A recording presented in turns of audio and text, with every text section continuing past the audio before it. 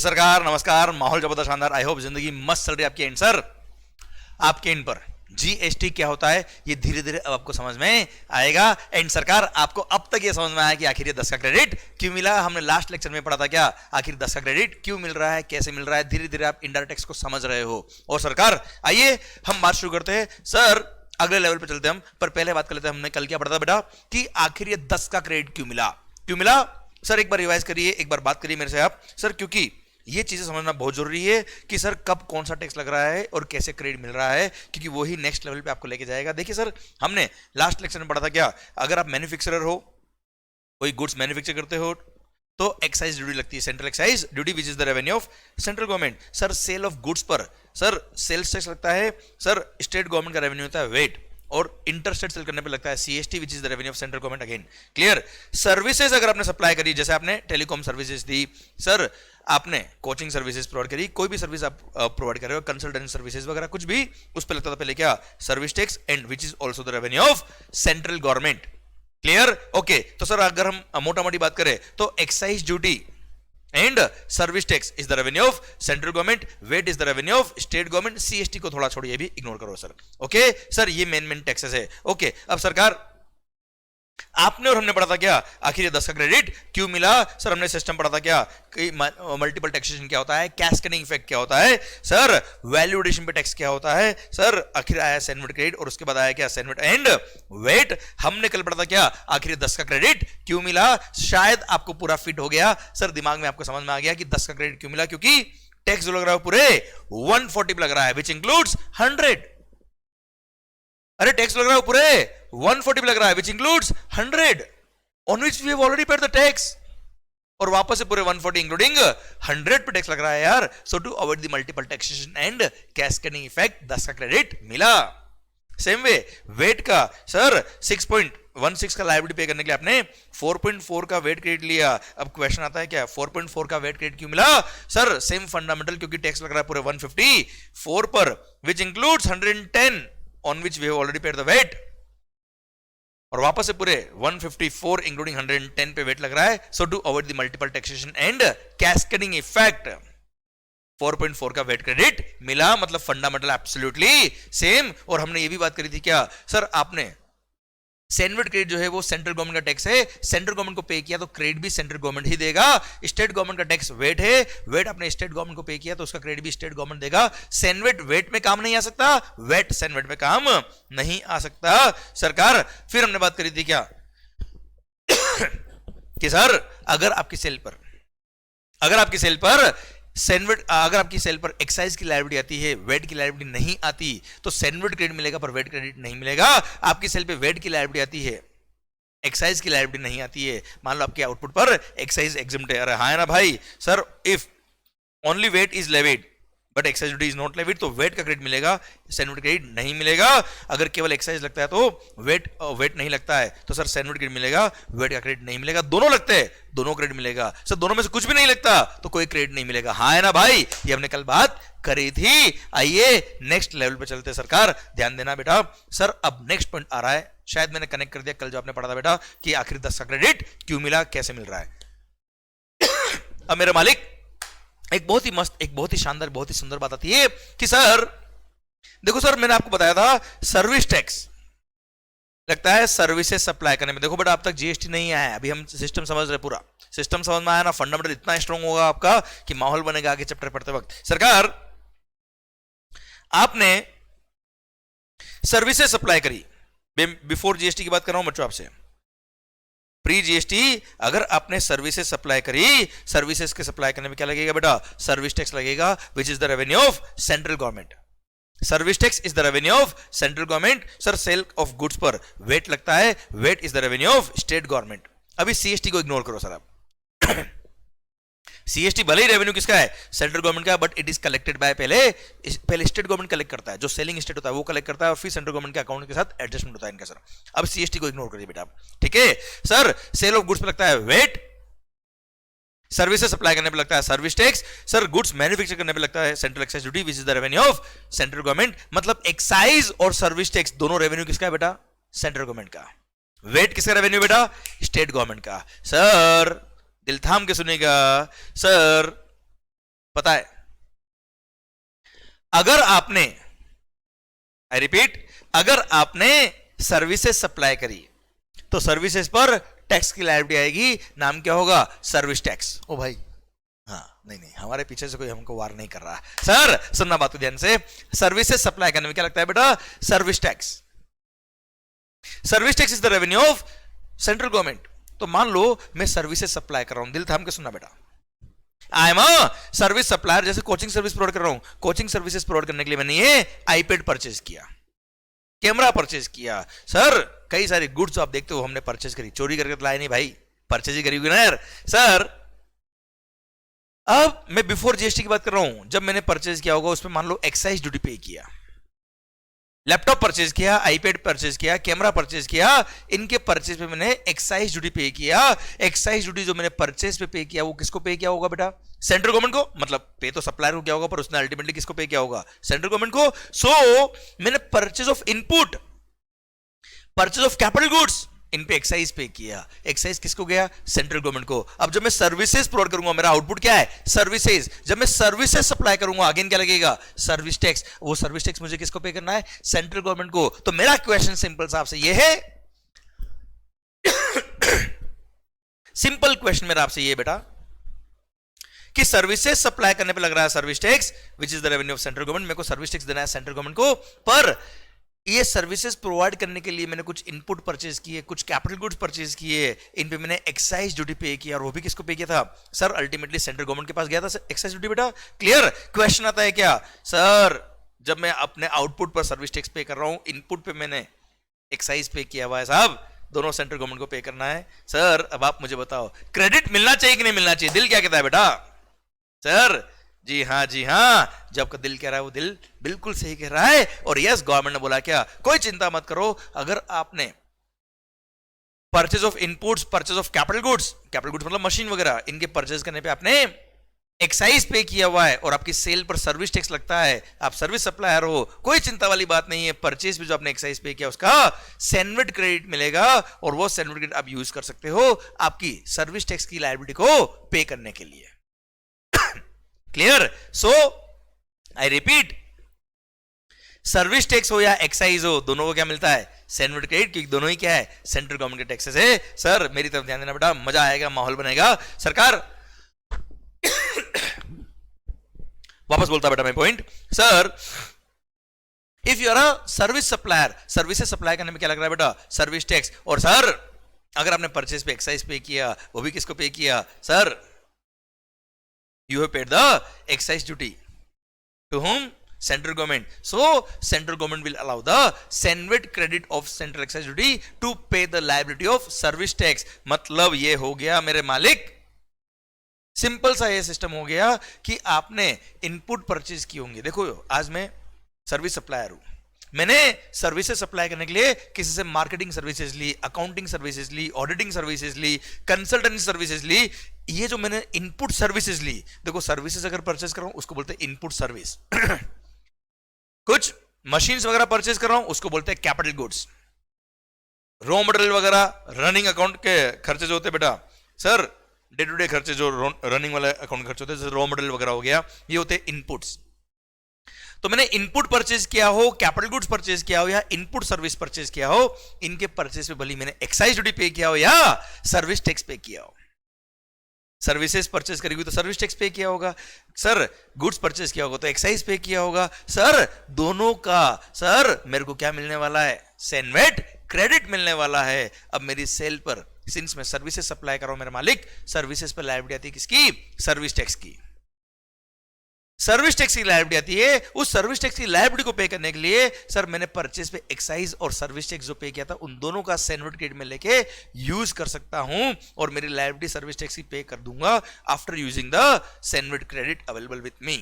तो मैं और सिंप्लीफाइड वे में बताता हूं आपको कि आपने सर्विसेज सप्लाई करी होगी तो आप सर्विस सप्लायर हो, मैं अगर मैन्युफैक्चरर हूं तो गुड्स मैंने मैन्युफैक्चर करके बेचा होगा बेटा। सर अब गुड्स मैन्युफैक्चर करके जब मैं बेचता हूं तो सर उस पे लगता है एक्साइज ड्यूटी, उस पे लगेगा सर, अगर सर्विस सप्लायर हूं लगेगा क्या, सर्विस टैक्स।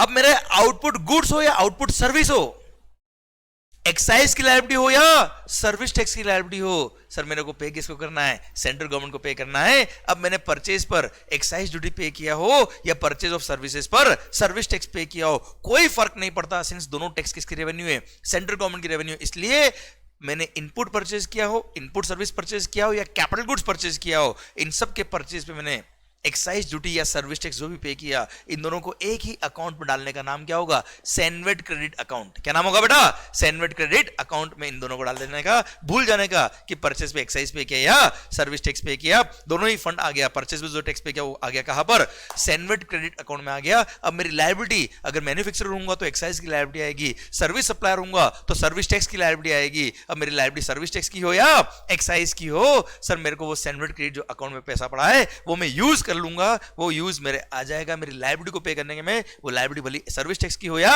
एक्साइज की हो, उस लायबिलिटी को पे करने के लिए यूज करूंगा और बैलेंस अमाउंट में गवर्नमेंट को पे कर दूंगा। भारत माता की जय। मतलब मैंने आपको ये समझाया, ये सिखाया है कि सर्विस टैक्स हो या एक्साइज हो, ये केवल दो नाम अलग अलग है, बाकी चीज एक ही है, रेवेन्यू सेंट्रल गवर्नमेंट की है, दोनों का क्रेडिट दोनों के लिए मिलता है। आपको ऐसा नहीं कि सर्विस टैक्स का क्रेडिट सर्विस टैक्स के लिए ही मिलेगा, ऐसा नहीं है। एक्साइज का क्रेडिट एक्साइज के लिए मिलेगा, ऐसा नहीं है। एक्साइज हो या सर्विस टैक्स हो, दोनों एक ही है साहब, दोनों को एक ही बॉक्स में डाल दो, नाम क्या है, सैनवेट क्रेडिट अकाउंट। और सर लायबिलिटी भली एक्साइज किया है या लायबिलिटी भली सर्विस टैक्स किया है, सर उस लायबिलिटी को पे करने के लिए मेरे मालिक you can utilise the CENVAT credit available with you. माहौल जबरदस्त, शानदार, आई होप पॉइंट समझ में आ गया। पर on sale of goods VAT लगता है। अब वेट जो लगता है बेटा, it is revenue of state government. आपने परचेज पे अगर वेट पे किया होगा तो वेट का क्रेडिट वेट के लिए काम आ जाएगा। पर सर्विस टैक्स और एक्साइज दोनों आपने पे किया है किसको, सेंट्रल गवर्नमेंट को। सेंट्रल गवर्नमेंट आपको क्रेडिट देगी, सेंट्रल सैनवेट क्रेडिट देगी, वो वेट में कभी भी काम नहीं आएगा।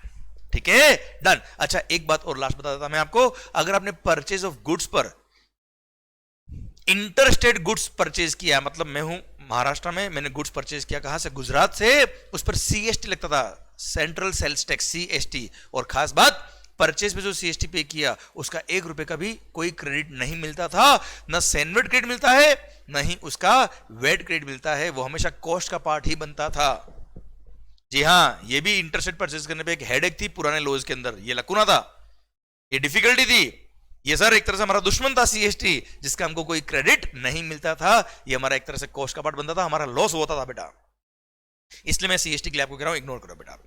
क्लियर सर, मतलब इंटरस्टेट परचेज करने पे सीएसटी पे किया, भले सेंट्रल गवर्नमेंट को पे किया थ्रू स्टेट गवर्नमेंट, पर कोई क्रेडिट नहीं मिलता, ना स्टेट गवर्नमेंट क्रेडिट देती इसका, ना सेंट्रल गवर्नमेंट क्रेडिट देती इसका, इसलिए इसको इग्नोर करो भैया अभी डिस्कशन के लिए। Okay done. तो सरकार वापस सुनना बात को मेरी, मैं एक काम करता हूं, ऐसे लिखता हूं, आपको मजा आएगा सर, ये पॉइंट पूरा पक्के से आपको फिट हो जाएगा माइंड के अंदर कि मैंने क्या बोला। ये लो साहब, एक फाइनल आपके लिए 10 का ग्रेड क्यों मिला, उसकी एक फाइनल रूपरेखा आपके सामने रख रहा हूं सर। अच्छा आप भी सोचते होंगे कि वो मंगल कितनी बार सर सर बीच में बोल देता है। अरे सर मीन्स रेस्पेक्ट। सर जब तक जो स्टूडेंट्स हैं वो, आप जो पढ़ाई करो ना, उस पढ़ाई को आपको रेस्पेक्ट देना चाहिए सर। तो मेरा जो प्रोफेशन है, ये जो पढ़ाना टीचिंग मेरा पैशन है, इसको मैं रेस्पेक्ट देता हूं। और मेरे लिए सर आप जो स्टूडेंट्स हो वो बहुत रेस्पेक्टफुल हो, इसलिए मेरे दिल से सर निकलता है बार बार। तो बच्चों मेरे लिए आप भी सर हो सर, क्योंकि कई सारी चीजें आप मुझे सिखाते हो। तो माहौल के साथ देखते हैं हम सर। ये देखिए सर वापस निकला बार, तो वो ऑटोमेटिक निकलता है सर। सर ये देखो सर, मालिक माहौल, तो एक वर्ड तो कुछ चेन है, पंच वाला है, तो ये ऑटोमेटिक निकलता है ये। Okay okay okay. और भी आपको लगता है कि सर ये नहीं, ये वाला वर्ड यूज करना चाहिए, तो आप कमेंट बॉक्स में लिखिए सर, मैं आपके लिए सोचता हूं वो वर्ड मैं फिट करने की कोशिश करता हूं। Okay sir,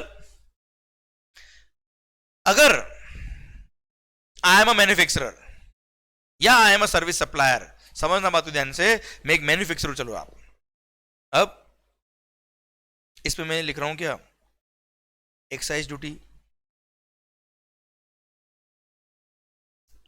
service tax plus VAT, ये तीनों साथ में लेके आपको एक एग्जांपल फाइनल लिख देता हूं, ये फाइनल आपको समझ में आ जाएगा। सर मैंने इनपुट परचेज किया, इनपुट सर्विस परचेज किया या कैपिटल गुड्स परचेज किया, इसके परचेज, ये परचेज किया कितने में, 100 में। इस पे इसके परचेज करने में मैंने एक्साइज ड्यूटी पे किया होगा या सर्विस टैक्स पे किया होगा, सपोज 10% वॉज द टैक्स, 10 रुपी, कितना हो गया बेटा 110।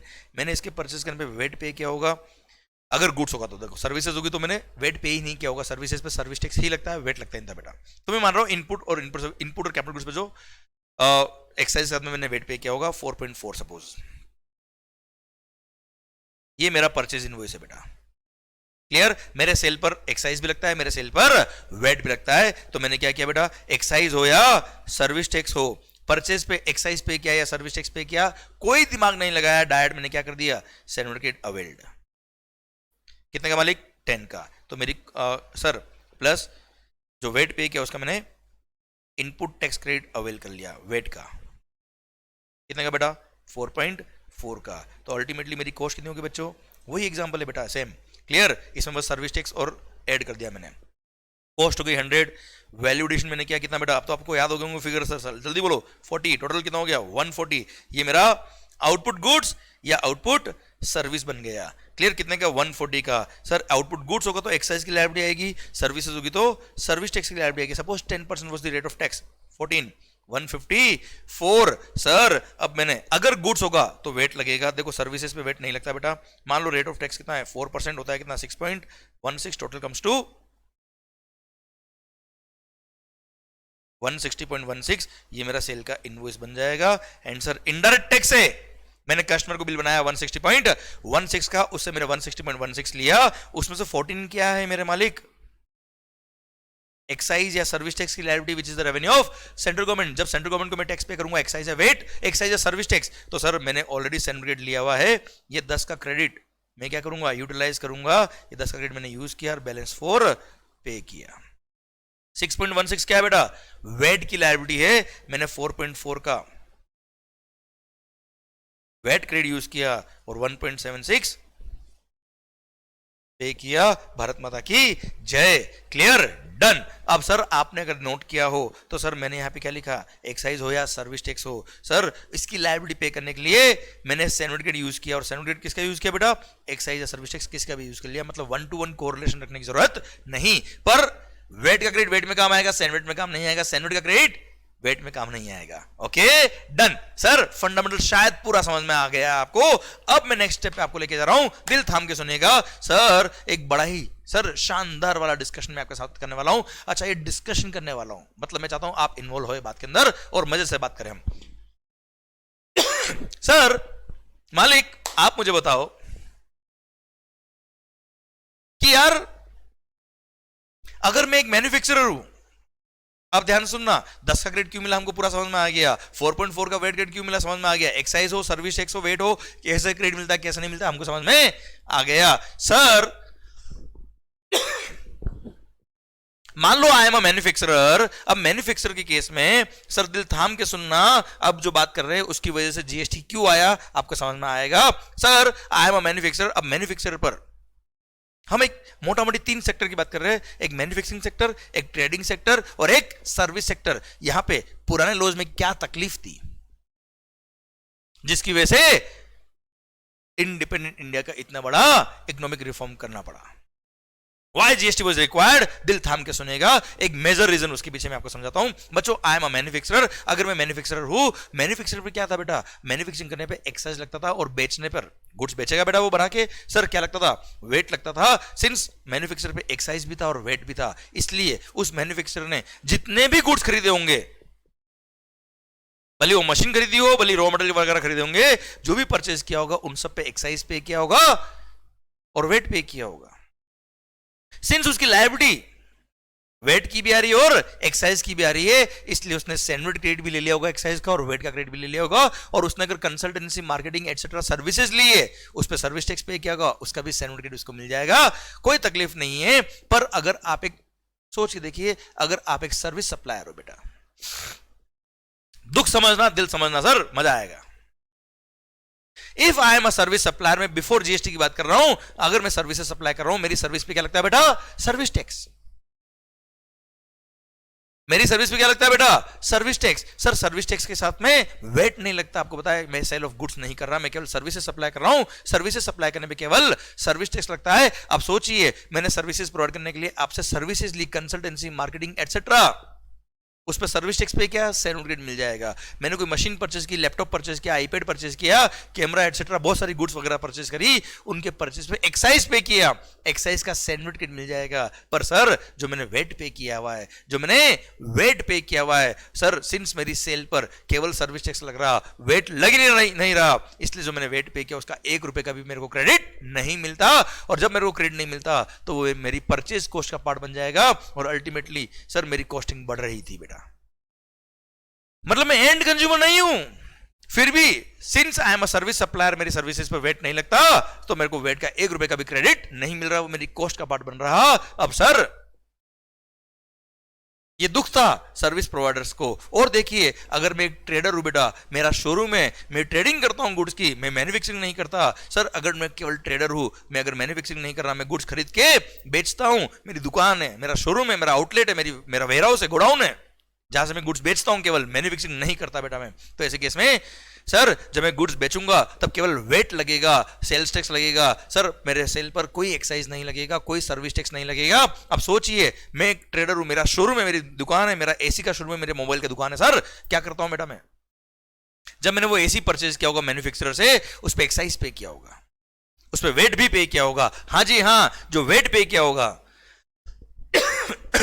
उसका तो मेरे को क्रेडिट मिल जाएगा, कोई तकलीफ नहीं। पर जो मैंने एक्साइज पे किया, सिंस मेरी सेल पर केवल वेट लग रहा है, और आपको पता है अगर सेल पे केवल वेट लगता तो सर वेट का क्रेडिट मिलेगा, एक्साइज का कोई क्रेडिट नहीं मिलेगा। अब सोचिए आप, शोरूम वाले ने सर जितनी भी गुड्स खरीदी होगी वो कहीं ना कहीं मैन्युफैक्चर तो हुई होगी सर, और जहां मैन्युफैक्चर हुई होगी वहां एक्साइज तो डेफिनेटली लगा होगा सर। उस एक्साइज का 1 रुपए का भी क्रेडिट ट्रेडिंग करने वालों को नहीं मिलता था, वो पूरा पूरा उनकी कॉस्ट का पार्ट बनता था, अल्टीमेटली उनकी कॉस्टिंग बढ़ जाती थी, क्योंकि उनकी सेल पे केवल वेट लग रहा है। वेट का क्रेडिट मिल जाएगा, कोई सर सैंडविच क्रेडिट नहीं मिलेगा। सोचिए मैं शोरूम वाला हूं, मैंने आपसे मार्केटिंग कराई, एडवर्टाइजमेंट सर्विसेज ली, सर मैंने पेपर में ऐड दिया, मैंने टीवी में ऐड दिया, सर कई सारी सर्विसेज मैंने आपसे ली है, कंसल्टेंसी, मार्केटिंग, अकाउंटिंग, ऑडिटिंग, ब्ला ब्ला ब्ला सर्विसेज। उन सब सर्विसेज पे आपने क्या लगाया होगा, सर्विस टैक्स। क्या लगाया होगा, सर्विस टैक्स। अब मैंने सर्विसेज पर सर्विस टैक्स पे किया, पर मैं शोरूम वाला हूं, मैं ट्रेडर हूं बेटा। सर ट्रेडिंग करने में क्या लगता है बेटा, केवल केवल और केवल वेट लगता है। VAT is the revenue of state government, और सर वेट की लायबिलिटी को पे करने के लिए सैंडविच क्रेडिट कभी नहीं मिलता, क्योंकि मेरी सेल पर केवल वेट लगता है, एक्साइज या सर्विस टैक्स नहीं लगता। इसलिए सोचिए जब सर्विस टैक्स था, जब जीएसटी नहीं था, सर सर्विसेज पे पता है सर्विस टैक्स कितना था, 15% was the rate of service tax. 1 lakh की सर्विस ली अगर मैंने, 15,000 रुपए उस पर था सर्विस टैक्स, 1 रुपए का भी क्रेडिट इस ट्रेडिंग वाले को नहीं मिलता था, इस ट्रेडर को 1 रुपए का भी क्रेडिट नहीं मिल रहा है। सर पूरा पूरा उसकी कॉस्ट का पार्ट बनता था। उसको लगता था क्या, मैंने सर्विसेज परचेज करी 1 लाख की नहीं, 1,15,000 की परचेज करी, क्योंकि उसका 1 रुपए का भी क्रेडिट उसको नहीं मिलने वाला। कितना दिल दुखेगा कि परचेज पे टैक्स पे कर रहा हूं फिर भी क्रेडिट नहीं मिल रहा। हाँ है ना, ये दुख था किसको, ट्रेडर को। और सुनिए बात को ध्यान से, तो मतलब ट्रेडर को ना तो एक्साइज का क्रेडिट मिल रहा, नहीं सर्विस टैक्स का क्रेडिट मिल रहा, उसको केवल वेट का क्रेडिट मिल रहा। क्लियर। अब सर मैन्युफैक्चरर को तकलीफ नहीं थी ज्यादा, सर ज्यादा तकलीफ नहीं थी मैन्युफैक्चरर को, क्योंकि उसने परचेज पर एक्साइज पे किया हो, सर्विस टैक्स पे किया हो या वेट पे किया हो, सेल पर लायबिलिटी वेट की आ रही है प्लस एक्साइज की आ रही है, तो उसको सैंडविच क्रेडिट भी सारा मिल रहा है, वेट क्रेडिट भी सारा मिल रहा है। अच्छा अब सर्विस प्रोवाइडर का दुख एक और समझना बेटा। सर सर्विस सेक्टर वाले लोग सर्विसेज प्रोवाइड करने पे क्या लग रहा है, सर सर्विस टैक्स लग रहा है। उन्होंने, सर मैं ये कोचिंग पढ़ाने वाला पर्सन, मैंने आईपैड परचेज किया, लैपटॉप परचेज किया, कैमरा परचेज किया, इन सब के परचेज में मैंने एक्साइज पे किया होगा, एक्साइज जो पे किया उसका मेरे को सैंडविच क्रेडिट मिल जाएगा। क्लियर। सर्विस टैक्स की लायबिलिटी को पे करने के लिए, पर मेरे को वेट जो पे किया उसका 1 रुपए का भी क्रेडिट नहीं मिलेगा। हाँ है ना, पूरा वेट मेरी कॉस्ट का पार्ट बनता है। अब मेरी बात को समझना, अब सर्विस सप्लाई का एक दुख और था। आप सोचिए मेरे को, मैं कोचिंग सर्विस प्रोवाइड करने वाला हूं, मैं मान लो कोई कंसल्टेंट हूं, मेरे को अपने ऑफिस के लिए 2 एसी परचेज करने हैं, 2 लैपटॉप परचेज करने हैं, क्या मैं डायरेक्ट मैन्युफैक्चरर के पास जाऊंगा डायरेक्ट? सोचो आप ध्यान से, ये कैनन का कैमरा जिसका मैं रिकॉर्डिंग कर रहा हूं, ये कैनन का कैमरा, 2 कैमरा मेरे को परचेज करने हैं, क्या 2 कैमरा परचेज करने के लिए क्या मैं डायरेक्ट मैन्युफैक्चरर के पास जाऊंगा? प्रैक्टिकली सोचिए थोड़ा आप, कहा जाऊंगा? अरे आसपास का जो शोरूम होगा, आसपास का जो डीलर होगा उसके पास जाऊंगा, डैड क्या इसकी फैक्ट्री पहुंच जाऊंगा क्या, और दो एसी लेने के लिए, 2 कैमरा लेने के लिए उसकी फैक्ट्री क्या, मैं एक बार तो चलो सर वो 2 एसी बेचेगा क्या। मैंने उसको बोला भाई यार 2 एसी देना, वो बोलता अपने स्टाफ को क्या, अरे 2 ट्रक भर के एसी देना। मैंने कहा ट्रक नहीं, 2 ट्रक नहीं भाई, केवल 2 एसी चाहिए। बोला बाहर निकल चल। वो मैन्युफैक्चरर ये रिटेल के काम करने लग गया तो मैन्युफैक्चरिंग कब करेगा रे। हाँ है ना मेरे भाई। सर इसलिए प्रैक्टिकली बात करें तो अगर ये सर्विस सप्लायर हिंदुस्तान के जितने भी आपको लोग दिख रहे हैं, मेजोरिटी ऑफ द लोग गुड्स किससे परचेज करेंगे, अपने आसपास के किसी शोरूम से, किसी दुकान से, किसी ट्रेडर से बेटा। और ट्रेडिंग करने वाले अपने सेल पर क्या लगाएंगे बेटा, VAT. A trader can not charge excise on his invoice, क्योंकि ट्रेडिंग पे केवल वेट लगता है, वो अपनी सेल पे केवल वेट लगा सकते हैं। They can not charge any excise on their invoice. मैं प्रैक्टिकल मोटा मोटी आपको आइडिया दे रहा हूं, समझने की कोशिश करना। सर मतलब मैंने जब ये 2 एसी परचेज किए होंगे, 2 लैपटॉप परचेज किए होंगे आसपास के शोरूम से, सिंस शोरूम वाला इज अ ट्रेडर, उसने बिल पे क्या लगाया होगा बेटा, wait. He can't charge the excise on his invoice because he is not a manufacturer. अरे एक्साइज का क्रेडिट मिलता है तो एक्साइज बिल पे लिखा होगा तो क्रेडिट मिलेगा ना यार। मेरे परचेज बिल पे एक्साइज लिखा हुआ ही नहीं है तो क्या मैं क्रेडिट ले सकता हूं क्या, सोचिए आप। मैंने जो गुड्स परचेज किया उसका जो बिल है परचेज बिल, उस purchase bill pay excise duty लिखा होगा तो मैं क्रेडिट ले पाऊंगा। एक्साइज ड्यूटी लिखा ही नहीं होगा तो मैं क्रेडिट कैसे लूंगा, सोचिए आप। क्लियर। तो सर्विस प्रोवाइडर का तो हेडेक और भारी था बेटा। मतलब क्या, सर्विस प्रोवाइडर ने जितने भी गुड्स, आप सोचिए सर, आप भी या आपने सर आसपास जितने भी फ्रेंड्स है उनके ऑफिसेज में जितने भी गुड्स वगैरह दिख रहे हैं उन सब के परचेज पे सर उन्होंने जो परचेज किया होगा डेफिनेटली आसपास से शोरूम से, दुकान से परचेज किया होगा, उसके परचेज पे क्या लिखा हुआ है बिल पर, परचेज बिल पे टैक्स लगा हुआ है, कौन सा, वेट। और मेरी सर्विसेज पे क्या लगता है, सर्विस टैक्स। सर मेरे को क्रेडिट मिलता है किसका, एक्साइज का। वो गुड्स कहीं ना कहीं डेफिनेटली मैन्युफैक्चर तो हुआ है बेटा, और मतलब कहीं ना कहीं उस पे एक्साइज तो लग चुका है बच्चों। अब सिंस उस पे एक्साइज लग चुका, मेरे को उसका क्रेडिट भी मिलता है पर क्रेडिट कब मिलेगा बेटा, जब बिल पे एक्साइज लिखा होगा। सर बिल पे एक्साइज कौन लिख सकता, मैन्युफैक्चरर लिख सकता। क्या मैं वहां पे 2 एसी लेने के लिए मैन्युफैक्चरर के पास जाऊंगा, नहीं सर। मैं कहा जाऊंगा दुकान वाले के पास जाऊंगा, शोरूम वाले के पास जाऊंगा। वहां गया तो उसने बिल पे क्या लगाया बेटा, वेट। क्रेडिट किसका मिलता, एक्साइज का। वो बिल पे लिखा हुआ ही नहीं है। तो जिसका क्रेडिट मिलता है वो प्रैक्टिकली बिल पे लिखा हुआ आता ही नहीं था। प्रैक्टिकल चीजों को समझने की कोशिश करिए, क्योंकि वो मैन्युफैक्चरर से नहीं खरीद रहा बेटा। क्लियर। तो जिसका क्रेडिट मिलता वो बिल पे है ही नहीं, और जो बिल पे है वेट, उसका क्रेडिट मिलता नहीं सर्विस सप्लायर को बेटा। मतलब जो चाहिए वो है नहीं, जो है वो चाहिए नहीं। Please don't link it with the life समझे मेरी बात, क्लियर। मतलब प्रैक्टिकली सर्विस सप्लायर्स को, सर प्रैक्टिकली मैं मोटा मोटी तौर पे बात कर रहा हूं बेटा। सर 99% केस की बात कर रहा हूं मैं आपसे। सर 1 रुपए का भी सैनिटरी क्रेडिट एक्साइज का नहीं मिल रहा था प्रैक्टिकली। क्यों, क्योंकि उनके परचेज बिल पर एक्साइज नहीं लिखा होता था, क्योंकि वो मैन्युफैक्चरर से डैड कैसे खरीदेंगे यार। क्लियर। और वो खरीदते थे किससे, शोरूम वाले से, दुकान वाले से, जो बिल पे लगाते थे क्या, वेट। तो सर्विस सप्लायर को तो 1 रुपए का भी प्रैक्टिकली क्रेडिट नहीं मिल रहा था। मतलब मैं खुद 13 सालों से पढ़ रहा हूं सर्विस टैक्स, एक्साइज, वेट, और अभी जीएसटी आ गया बेटा।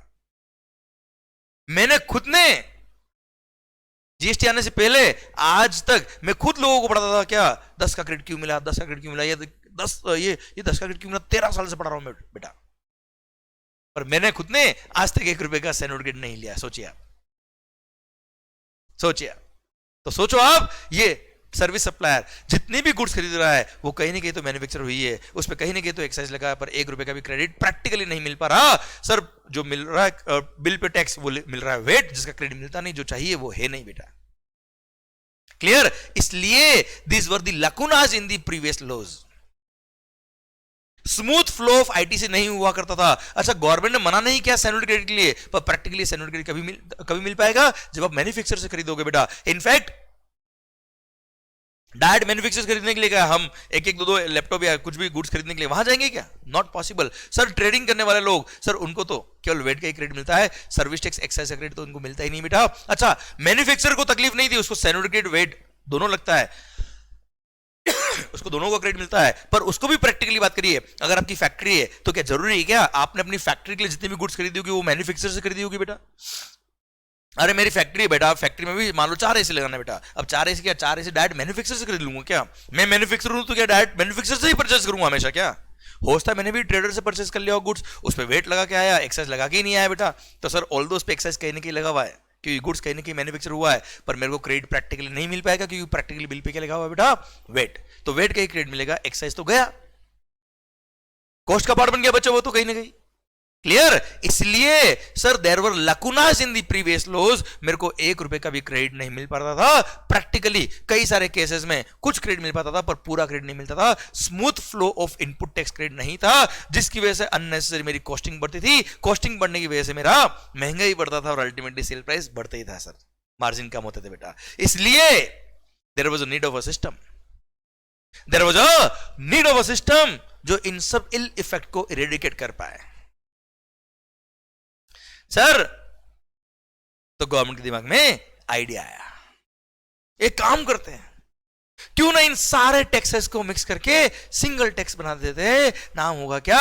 Goods and services tax. ये एक्साइज हो, वेट हो, सर्विस टैक्स हो, इन सब को मर्ज करो, है तो आखिरकार गुड्स और सर्विसेज पे टैक्स। तो सर ग्लोबली भी सर कई सारे देशों में ऑलरेडी जीएसटी था सर, तो हिंदुस्तान ने सोचा क्यों ना हम भी हमारे देश के अंदर इन सब टैक्सेस को मर्ज करके एक सिंगल टैक्स कर दे, नाम क्या होगा?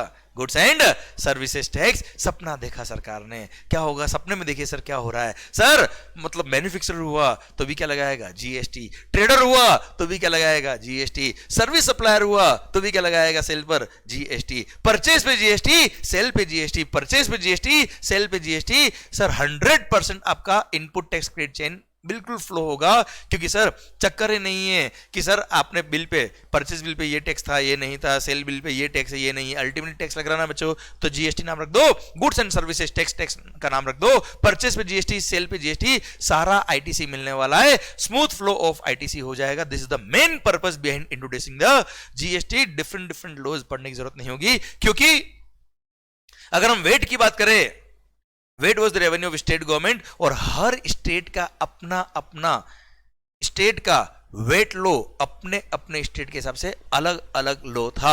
मतलब राजस्थान का वेट लो अलग है, गुजरात का वेट लो अलग था, महाराष्ट्र वेट लो अलग है। मतलब आपको महाराष्ट्र में काम करना तो महाराष्ट्र वेट लो अलग से पढ़ना पड़ेगा, गुजरात वेट लो अलग पढ़ना पड़ेगा, अगर गुजरात में काम करना तो इसे हर स्टेट के अलग अलग वेट लो बने हुए हैं, और अपने अपने स्टेट गवर्नमेंट ने अपने अपने हिसाब से वो कानून बनाया हुआ है। मतलब देश एक पर टैक्स अनेक, इसलिए गवर्नमेंट ने सपना देखा one nation one tax. One nation one tax, क्यों ना गुड्स और सर्विसेज पे इन सारे टैक्सेस को मर्ज करके सिंगल टैक्स बना दे, नाम क्या होगा? Goods and services tax. अब साहब सपना देखा, सपने तो बहुत अच्छे होते हैं सर, आप भी कई बार सपने देखते होंगे बता, और पता नहीं बेटा आप कौन कौन से कैसे कैसे सपने देखते होंगे, पर मजा जरूर आता सपनों में सर, हाँ है ना सर। अब पॉइंट मेरा आपसे ये आता है, थोड़ा आगे मत जाइए, इधर आ जाइए बेटा वापस से सर। अब पॉइंट मेरा आपसे ये आता है, अब सपना तो देखा, और सपना पूरा करना बहुत जरूरी सर, क्योंकि सपने बोलते ना, सपने जरूर देखने चाहिए, वो पूरे होते हैं, पर सपने उन्हीं के पूरे होते हैं जो सपनों के लिए काम करते हैं।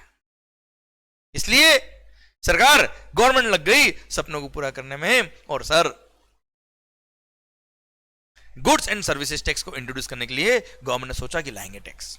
अब मालिक सबसे बड़ा चैलेंज जो आया वो सुनना बात को ध्यान से, अभी अभी हमने बात करी क्या, सेंट्रल गवर्नमेंट के भी टैक्सेस और स्टेट गवर्नमेंट के भी कुछ टैक्सेस मर्ज करके सबस्यूम करके सिंगल टैक्स बनाएंगे, नाम क्या होगा? Goods and services tax. अब सर सेंट्रल गवर्नमेंट के टैक्सेस की अगर मैं बात करूं तो मेजर टैक्स था एक्साइज ड्यूटी और सर्विस टैक्स।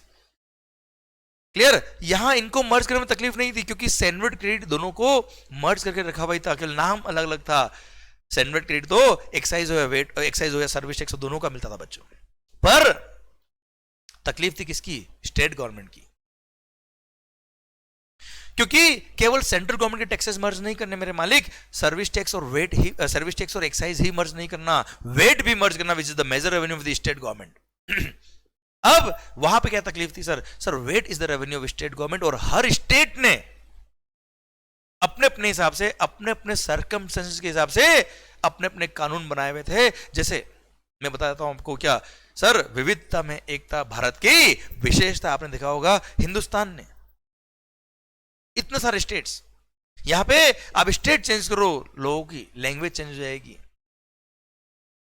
सर, लोगों का पहनावा चेंज हो जाएगा, लोगों के भगवान चेंज हो जाएंगे सर, लोगों की लैंग्वेज चेंज हो जाएगी सर, लोगों का खाना चेंज हो जाएगा सर, लोगों के सर आप देखना जो तरह हम भक्ति करते हैं, है ना, सोशल एक्टिविटीज चेंज हो जाएगी सर।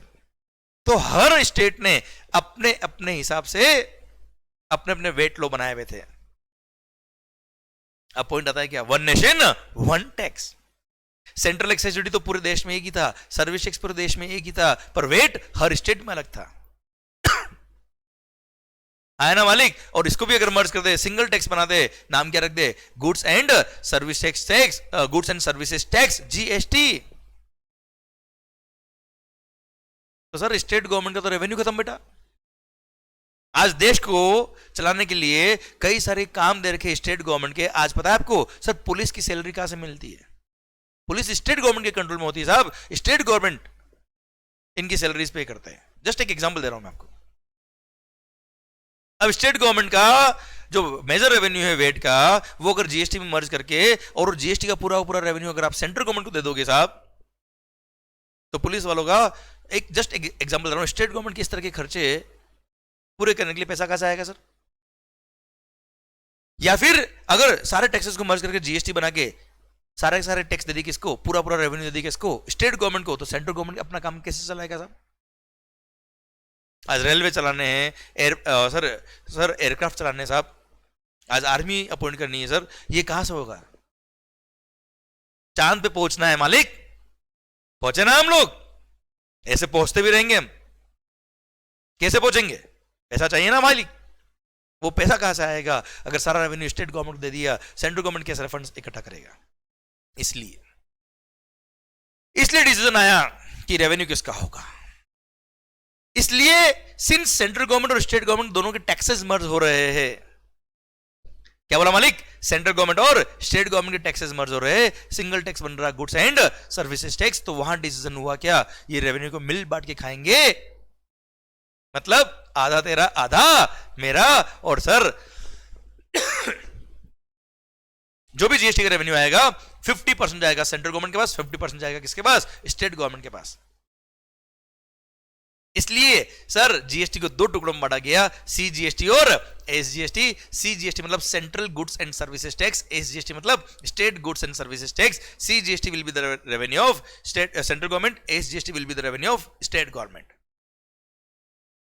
क्लियर? क्योंकि स्टेट गवर्नमेंट के टैक्सेस भी मर्ज हुए, इसलिए इंडिया में बोलते हैं क्या sir, dual model GST introduce हुआ हिंदुस्तान में। डुअल मॉडल मतलब सीजीएसटी और एसजीएसटी। समझे आप मेरी बात? क्लियर? डन। तो रेवेन्यू दोनों को बराबर मिल गया, आधा आधा। मैं महाराष्ट्र में, आप महाराष्ट्र में, मैं सर्विसेज सप्लाई कर रहा हूं, मान लो आपको बेटा, आपकी बिल पे मैंने लगाया क्या, सीजीएसटी और एसजीएसटी, तो 50%, जैसे 18% टैक्स की रेट है, मान लो 9% जाएगा किसके पास, सेंट्रल गवर्नमेंट के पास, 9% जाएगा किसके पास, स्टेट गवर्नमेंट के पास। मान लो 1 लाख की सर्विसेज दी है, 9000 सीजीएसटी, 9000 एसजीएसटी। अब सीजीएसटी जो मैंने आपसे लिया वो दूंगा सेंट्रल गवर्नमेंट को, एसजीएसटी जो मैंने दिया वो महाराष्ट्र स्टेट गवर्नमेंट को दूंगा, मैं अगर महाराष्ट्र में हूं तो। क्लियर? पक्का? डन। अब साहब झगड़ा खत्म हो गया कि रेवेन्यू किसको मिलेगा, आधा आधा बांट लेंगे सर, आधा सीजीएसटी आधा एसजीएसटी। सर सारे स्टेट मान गए, कोई तकलीफ नहीं सर, सेंट्रल गवर्नमेंट भी मान गई, ठीक है सर, रेवेन्यू दोनों को चाहिए, दोनों को डिवाइड कर दिया सर। अब क्वेश्चन ये आता है, वन नेशन वन टैक्स, अगर 50% सीजीएसटी लगेगा, 50% एसजीएसटी लगेगा, तो सीजीएसटी एक्ट कौन बनाएगा, सेंट्रल गवर्नमेंट बनाएगा बेटा। समझने की कोशिश करना बात को अब ध्यान से। अब एसजीएसटी अगर स्टेट गवर्नमेंट का रेवेन्यू है तो उसका भी अलग एक्ट बनेगा, एसजीएसटी एक्ट। एसजीएसटी एक्ट कौन बनाएगा बेटा, स्टेट गवर्नमेंट बनाएगा बेटा। ओहो, अगर स्टेट गवर्नमेंट एसजीएसटी एक्ट बनाएगा, सीजीएसटी एक्ट सेंट्रल गवर्नमेंट बनाएगा,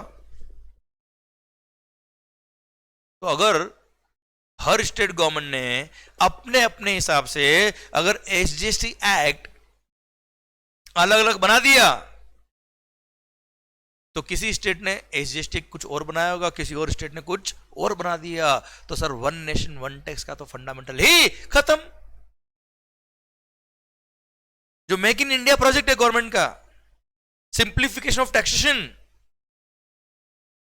तो नाम चेंज हो गया, केवल एक्साइज सर्विस टैक्स का नाम रख दिया, क्या सीजीएसटी, वेट का नाम रख दिया एसजीएसटी। अगर सेम होता तो sir one nation one tax का सपना पूरा नहीं होता। गवर्नमेंट ने बोला नहीं नहीं नहीं नहीं नहीं, हर स्टेट गवर्नमेंट अपना अपना एसजीएसटी अलग अलग नहीं बनाएगी सर, तो क्या करेंगे, क्या करेंगे फिर सोचिए आप। ये डिस्कशन चल रहा है गवर्नमेंट का जीएसटी आने से पहले।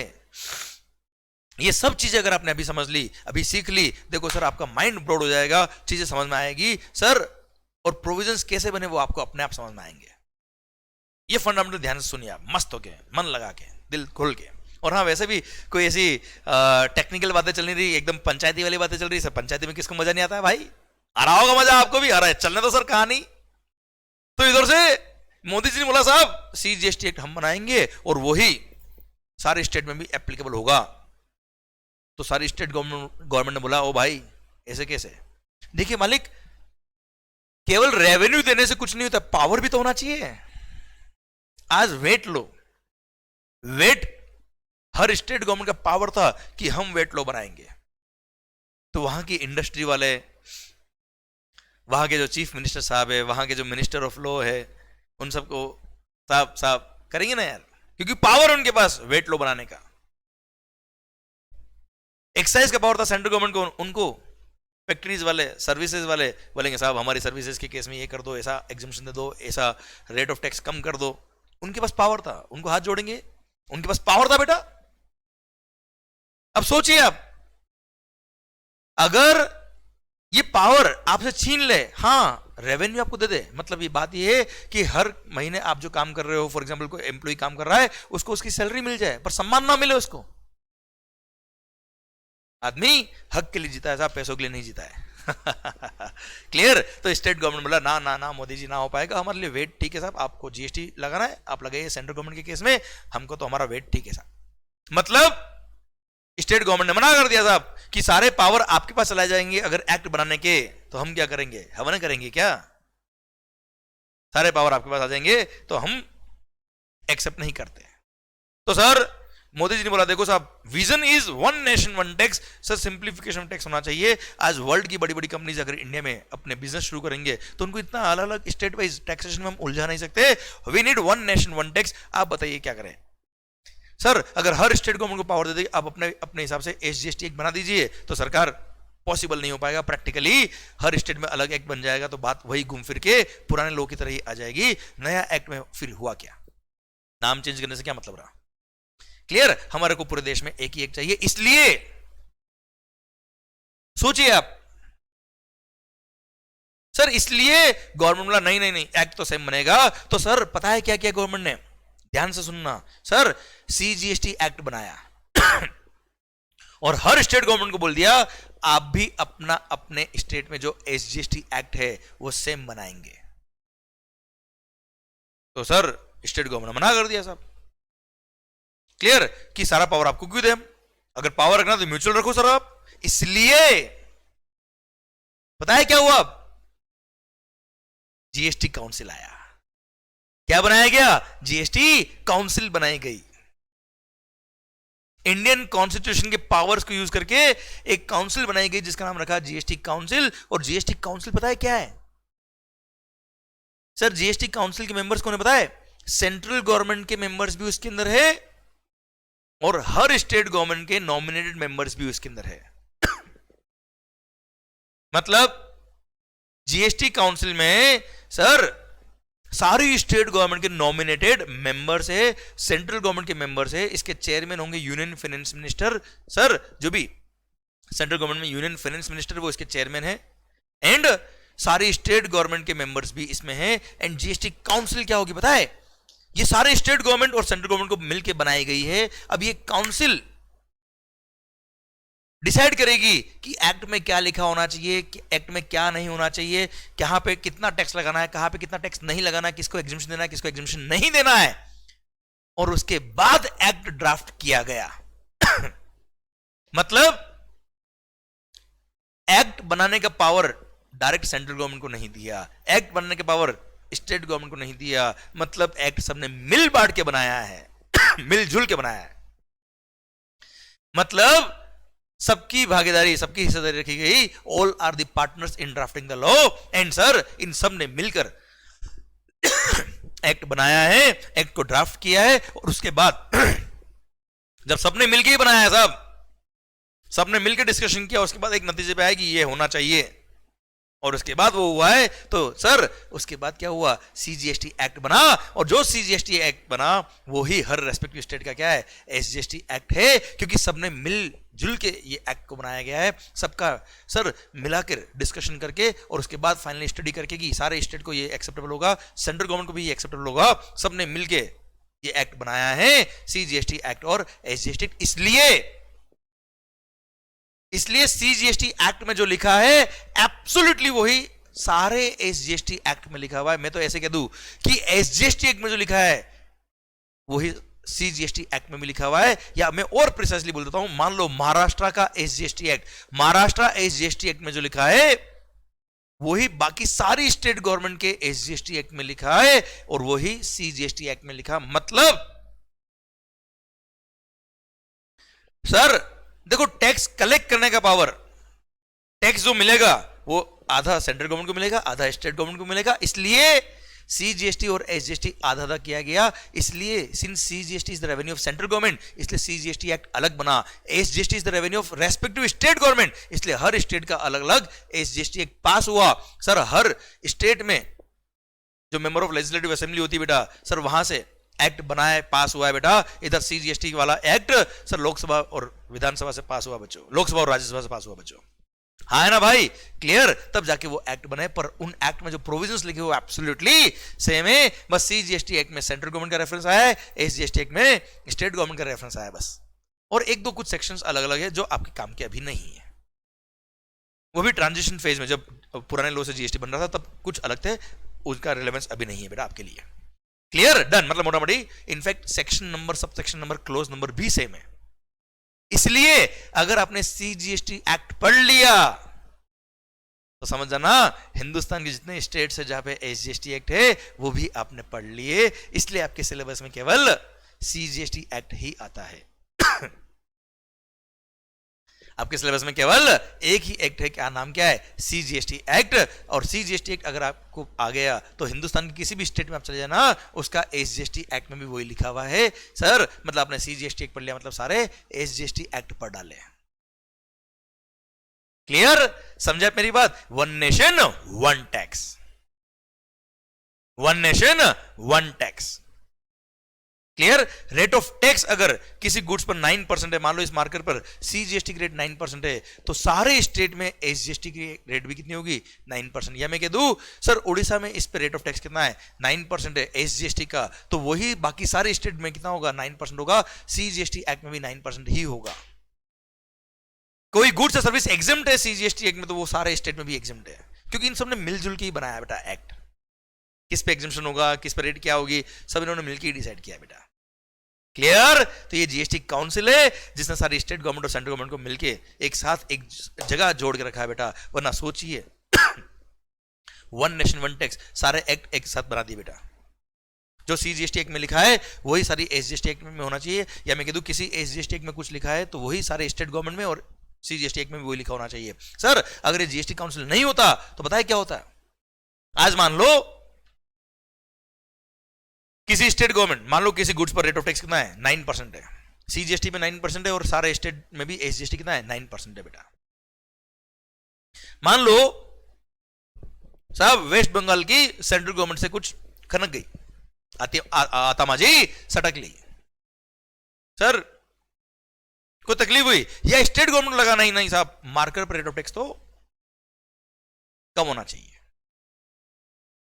उन्होंने अपने स्टेट में अमेंडमेंट कर दिया, अमेंडमेंट का डायरेक्ट पावर अगर उनको होता, सर उन्होंने अपने स्टेट के अंदर इस पर रेट ऑफ एसजीएसटी कर दिया 6%। सोचिए आप, अब वेस्ट बंगाल स्टेट गवर्नमेंट ने मान लो इस पर रेट ऑफ टैक्स कर दिया कितना, 6%, तो सर सुबह उठ के सेंट्रल गवर्नमेंट को भी इस पर रेट ऑफ टैक्स अमेंडमेंट करना पड़ता, कितना, सीजीएसटी का 6%। और जैसे सीजीएसटी 6% हुआ, सारे स्टेट गवर्नमेंट को नोटिफिकेशन देके अमेंडमेंट करना पड़ता, और रेट ऑफ टैक्स कितना करना पड़ता, 6%, क्योंकि one nation one tax same होना चाहिए बेटा, हाँ है ना, सब लोग अमेंडमेंट करते सर 6 करना पड़ता।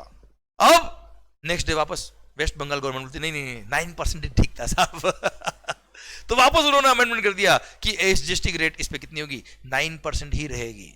अब सेंट्रल गवर्नमेंट वापस नोटिफिकेशन इशू करता है कि नहीं नहीं 9% ही है सर, और नेक्स्ट डे सारी स्टेट गवर्नमेंट भी क्या करती, नोटिफिकेशन इशू करके अमेंडमेंट करती और बोलती कि नहीं नहीं 9% ही रहेगा। मतलब ये तो आपस में खेलते रहते बेटा, इधर से सेंट्रल गवर्नमेंट से कोई स्टेट गवर्नमेंट नाराज हो जाती, वो चेंज कर देता, वो चेंज करता तो सेंट्रल गवर्नमेंट को चेंज करना पड़ता, सेंट्रल गवर्नमेंट चेंज करती तो सारी स्टेट को चेंज करना पड़ता। मतलब ऐसा तो ये आपस में बैंड बजा देते लोगों की, देश की जनता तो पागल हो जाती। इसलिए जीएसटी काउंसिल आया, और जीएसटी काउंसिल ने क्या बोला, भाई इस तरह की कोई भी रेट ऑफ टैक्स वगैरह में चेंज अगर करना होगा तो पहले वो जीएसटी काउंसिल की मीटिंग में डिस्कशन होगा, जीएसटी काउंसिल की मीटिंग में जब वो डिसाइड होगा उसके बाद हर स्टेट गवर्नमेंट और सेंट्रल गवर्नमेंट एक साथ नोटिफिकेशन इशू करेगी, सो दैट पूरे इंडिया में एक साथ जीएसटी अगर कुछ चेंज करना तो, रेट ऑफ टैक्स अगर चेंज करना तो एक साथ चेंज होगा, सारी स्टेट और सेंट्रल गवर्नमेंट में साथ में चेंज होगा। ऐसे किसी की मर्जी हो जाए चेंज हो जाए ऐसा नहीं हो पाएगा। इतना बड़ा रोल प्ले किया जीएसटी काउंसिल ने, क्योंकि GST council is the representation of all the states and central government बेटा।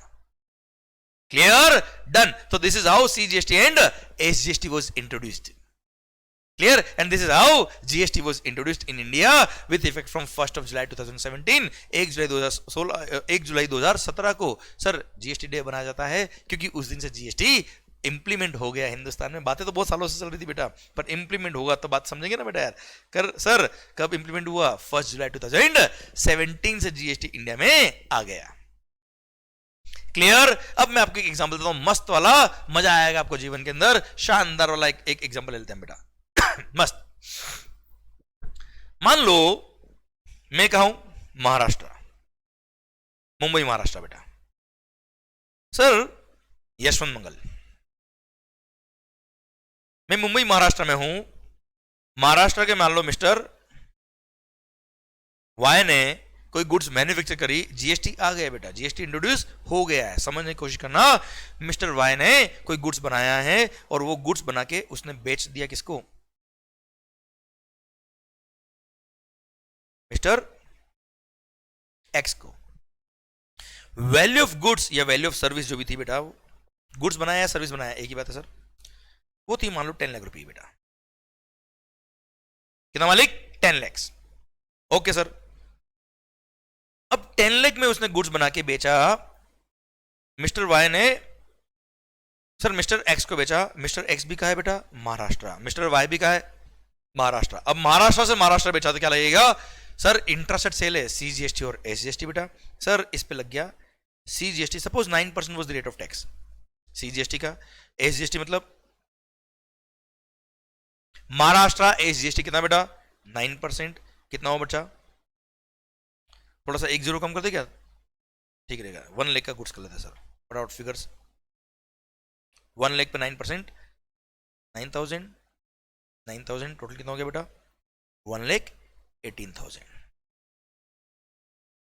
ये परचेज इनवॉइस है 1,18,000 का, ये सेल इनवॉइस है मिस्टर वाई के लिए, ये परचेज इनवॉइस हो गया किसके लिए, मिस्टर एक्स के लिए बेटा।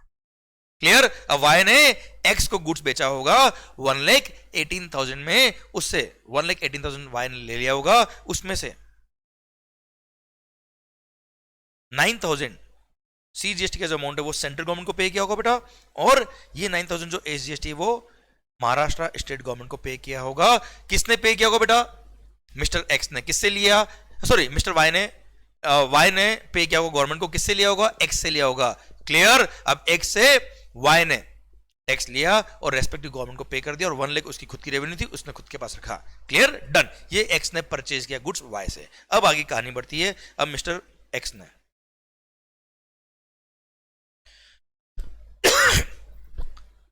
महाराष्ट्र के मिस्टर एम को महाराष्ट्र के मिस्टर एम को गुड्स बेच दिया। किसने? एक्स ने। Clear sir? अब महाराष्ट्र का मिस्टर एक्स भी महाराष्ट्र में, मिस्टर एम भी महाराष्ट्र में, सर क्या होगा? इंट्रास्टेट सेल है, अगेन सीजीएसटी और एसजीएसटी लगेगा। मान लो इसने जो गुड्स बेचा वो बेचा कितने में सर? कितने में बोलो सर? 2 लाख लिख देते सर। कितने में बेचा बेटा? 2 लाख में बेचा बेटा। ओके सर, अगेन सीजीएसटी 9%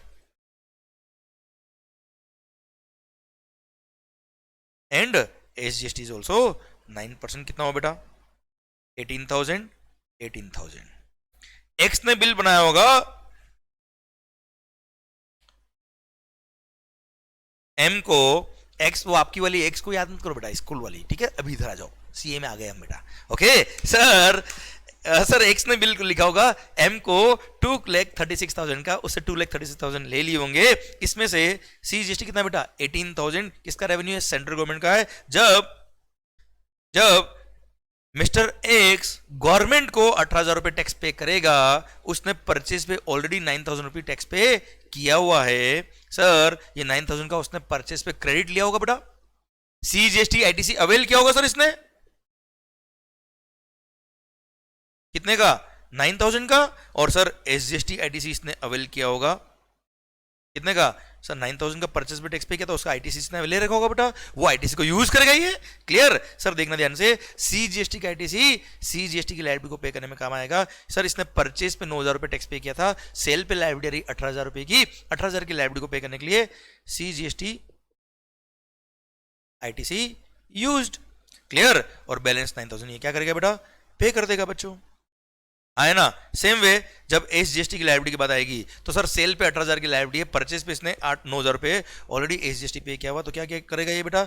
9,000 का एसजीएसटी आईटीसी यूज करेगा और बैलेंस 9,000 क्या कर देगा बेटा?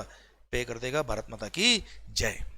क्लियर? डन। अच्छा मेरा पॉइंट आपसे ये है, क्या सीजीएसटी का आईटीसी एसजीएसटी की लायबिलिटी को पे करने में काम आ सकता है क्या? या एसजीएसटी का आईटीसी सीजीएसटी के लिए काम आ सकता है क्या? सर मेरे ख्याल से आपके दिल में आंसर ऑलरेडी आ गया होगा। बिल्कुल सही जवाब आपके दिल में आया है, क्योंकि सीजीएसटी पे किया सेंट्रल गवर्नमेंट को तो क्रेडिट भी सेंट्रल गवर्नमेंट ही देगा, सेंट्रल गवर्नमेंट के टैक्स के लिए ही वो काम आएगी, एसजीएसटी में काम नहीं आएगी। And same reason for SGST also बेटा। हाँ है ना भाई? डन। तो सेनवेट और वेट काम आ रहा है ना बेटा आपको? वही तो बना है सीजीएसटी और एसजीएसटी। आगे बढ़ते हैं अब हम। सर अभी देखो सिस्टम कितना फास्ट बनता है आपके दिमाग में सर। अब मेरे भाई मिस्टर एम ने क्या किया? मिस्टर एम ने इन गुड्स को परचेज किया था मिस्टर एक्स से, और ये उसका परचेज इनवॉइस है बेटा। क्लियर? मिस्टर एम ने इन गुड्स को गुजरात की मिसिस जी को बेच दिया बेटा। सर ये और लो, आपको और भी अच्छा लगेगा बेटा। गुजरात की मिस जी को मिस्टर एम ने गुड्स बेच दिया। अब आप कहेंगे सर गुड्स महाराष्ट्र से महाराष्ट्र में अगर बिकता है तो उसको बोलते हैं इंट्रा स्टेट सेल, उस पर लगता है सीजीएसटी और एसजीएसटी। पर अगर गुड्स महाराष्ट्र से गुजरात जाता है तो वो हो गया इंटर स्टेट सेल, और इंटर स्टेट सेल पे क्या लगेगा? आईजीएसटी। सर बात को समझने की कोशिश करना, सर इंट्रा स्टेट सेल पे लगता है क्या? सीजीएसटी और एसजीएसटी। इंटर स्टेट सेल हुआ तो क्या होगा? इंटर स्टेट सेल होगा तो क्या होगा? सर सुनना, बात को समझना ध्यान से। हमने जब जीएसटी शुरू किया था हमने बात करी क्या? CGST is the revenue of central government, SGST is the revenue of state government. तो सर जिस स्टेट में गुड्स बिक रहा है, महाराष्ट्र से महाराष्ट्र में बिक रहा है तो 50% जाएगा महाराष्ट्र स्टेट को, 50% जाएगा सेंट्रल गवर्नमेंट को। पर सर महाराष्ट्र से गुड्स जा रहा है कहां? गुजरात में। महाराष्ट्र से गुड्स जा रहा है कहां? गुजरात में। तब क्या वहां पे महाराष्ट्र स्टेट का रेवेन्यू मिलेगा महाराष्ट्र स्टेट को, या गुजरात गवर्नमेंट को रेवेन्यू मिलना चाहिए बेटा? झगड़ा हो जाएगा। तो महाराष्ट्र वाले बोलेंगे नहीं नहीं नहीं हमारे यहां से सेल हुआ है हमको टैक्स दो, गुजरात वाले बोलेंगे नहीं नहीं हमने परचेज किया हमको टैक्स दो। झगड़ा हो जाएगा ना यार। क्लियर। इसलिए सर इंटर स्टेट सेल जब होता है, भले वो गुड्स का हो भले वो सर्विसेज का हो, उस पर एक नया टैक्स लगाया गया, न तुम्हारा न हमारा, ये लो आईजीएसटी ले आए। And IGST is the sum total of the CGST and SGST. ना सी लगेगा ना एस लगेगा, एक ही टैक्स लगेगा, नाम क्या होगा, आईजीएसटी। जैसे सीजीएसटी 9%, एसजीएसटी 9%, तो इंटरस्टेट सेल पे क्या लगेगा, आईजीएसटी कितना, 18%। तो सर समझने की कोशिश करना, ये एग्जांपल में जानबूझ के लिए आपके लिए लेके आया, देखना ध्यान से। मतलब इंटरस्टेट सेल करने में रेवेन्यू किसको मिलेगा, आईजीएसटी लगेगा। आईजीएसटी एक रेवेन्यू किसका होगा, आईजीएसटी क्या पूरा पूरा सेंट्रल गवर्नमेंट को दे देंगे, पूरा पूरा स्टेट गवर्नमेंट को देंगे, किसको देंगे, बात करेंगे थोड़ी देर में, समझ में आएगा आपको। अल्टीमेटली लगेगा आईजीएसटी, मैंने अभी आपको ये बताया, धीरे धीरे स्टेप बाय स्टेप आगे बढ़ेंगे सर। तो सर महाराष्ट्र के मिस्टर एम ने गुजरात की मिस जी को गुड्स बेचा। मान लो गुड्स बेचा कितने में, 3 लाख में। परचेज किया था कितने में बेटा, 2 लाख में। और महाराष्ट्र के हमने गुजरात की जी को गुड्स बेच दिया 3 लाख में। डांडिया खेले, केमचो फाफड़ा जलेबी खाई और गुड्स बेच दिया कितने में, 3 लाख में। इंटरस्टेट सेल है बेटा ये, this is called interstate sale, या इंटरस्टेट सप्लाई लिखो ज्यादा अच्छा है, एक ही बात है वैसे तो, इंटरस्टेट सप्लाई। ये था क्या, इंट्रास्टेट सप्लाई। ये भी क्या था बेटा, इंट्रास्टेट सप्लाई। ओके मालिक। सरकार अब महाराष्ट्र से गुड्स चला गया कहां, गुजरात। अब गुजरात जो गुड्स गया उस पे लगेगा क्या, आईजीएसटी। कितना बेटा, डायरेक्ट 18%। कितना हो गया, 54,000। Sir 3,54,000 is the bill invoice value बेटा, इंक्लूडिंग जीएसटी। ओके सर, मतलब एम ने जी को गुड्स बेचा 3 लाख में, उस पे आईजीएसटी था 54,000, तो एम ने जी से 3,54,000 ले लिया। उसमें से 54 तो क्या है, आईजीएसटी है। आईजीएसटी ये टैक्स है, ये fund which is managed by central government. मैंने ये नहीं बोला कि IGST is the revenue of central government. एक बार ये टैक्स जाएगा कहां, सेंट्रल गवर्नमेंट के पास जाएगा। उसके बाद क्या होगा, बात करेंगे बाद में। तो साहब आईजीएसटी आप ही समझ लो, ना सेंट्रल गवर्नमेंट का रेवेन्यू है ना स्टेट गवर्नमेंट का रेवेन्यू, ये दोनों का एक कॉमन फंड है। सेंट्रल गवर्नमेंट का भी और स्टेट गवर्नमेंट का भी कॉमन फंड है, नाम क्या है बेटा, आईजीएसटी अकाउंट।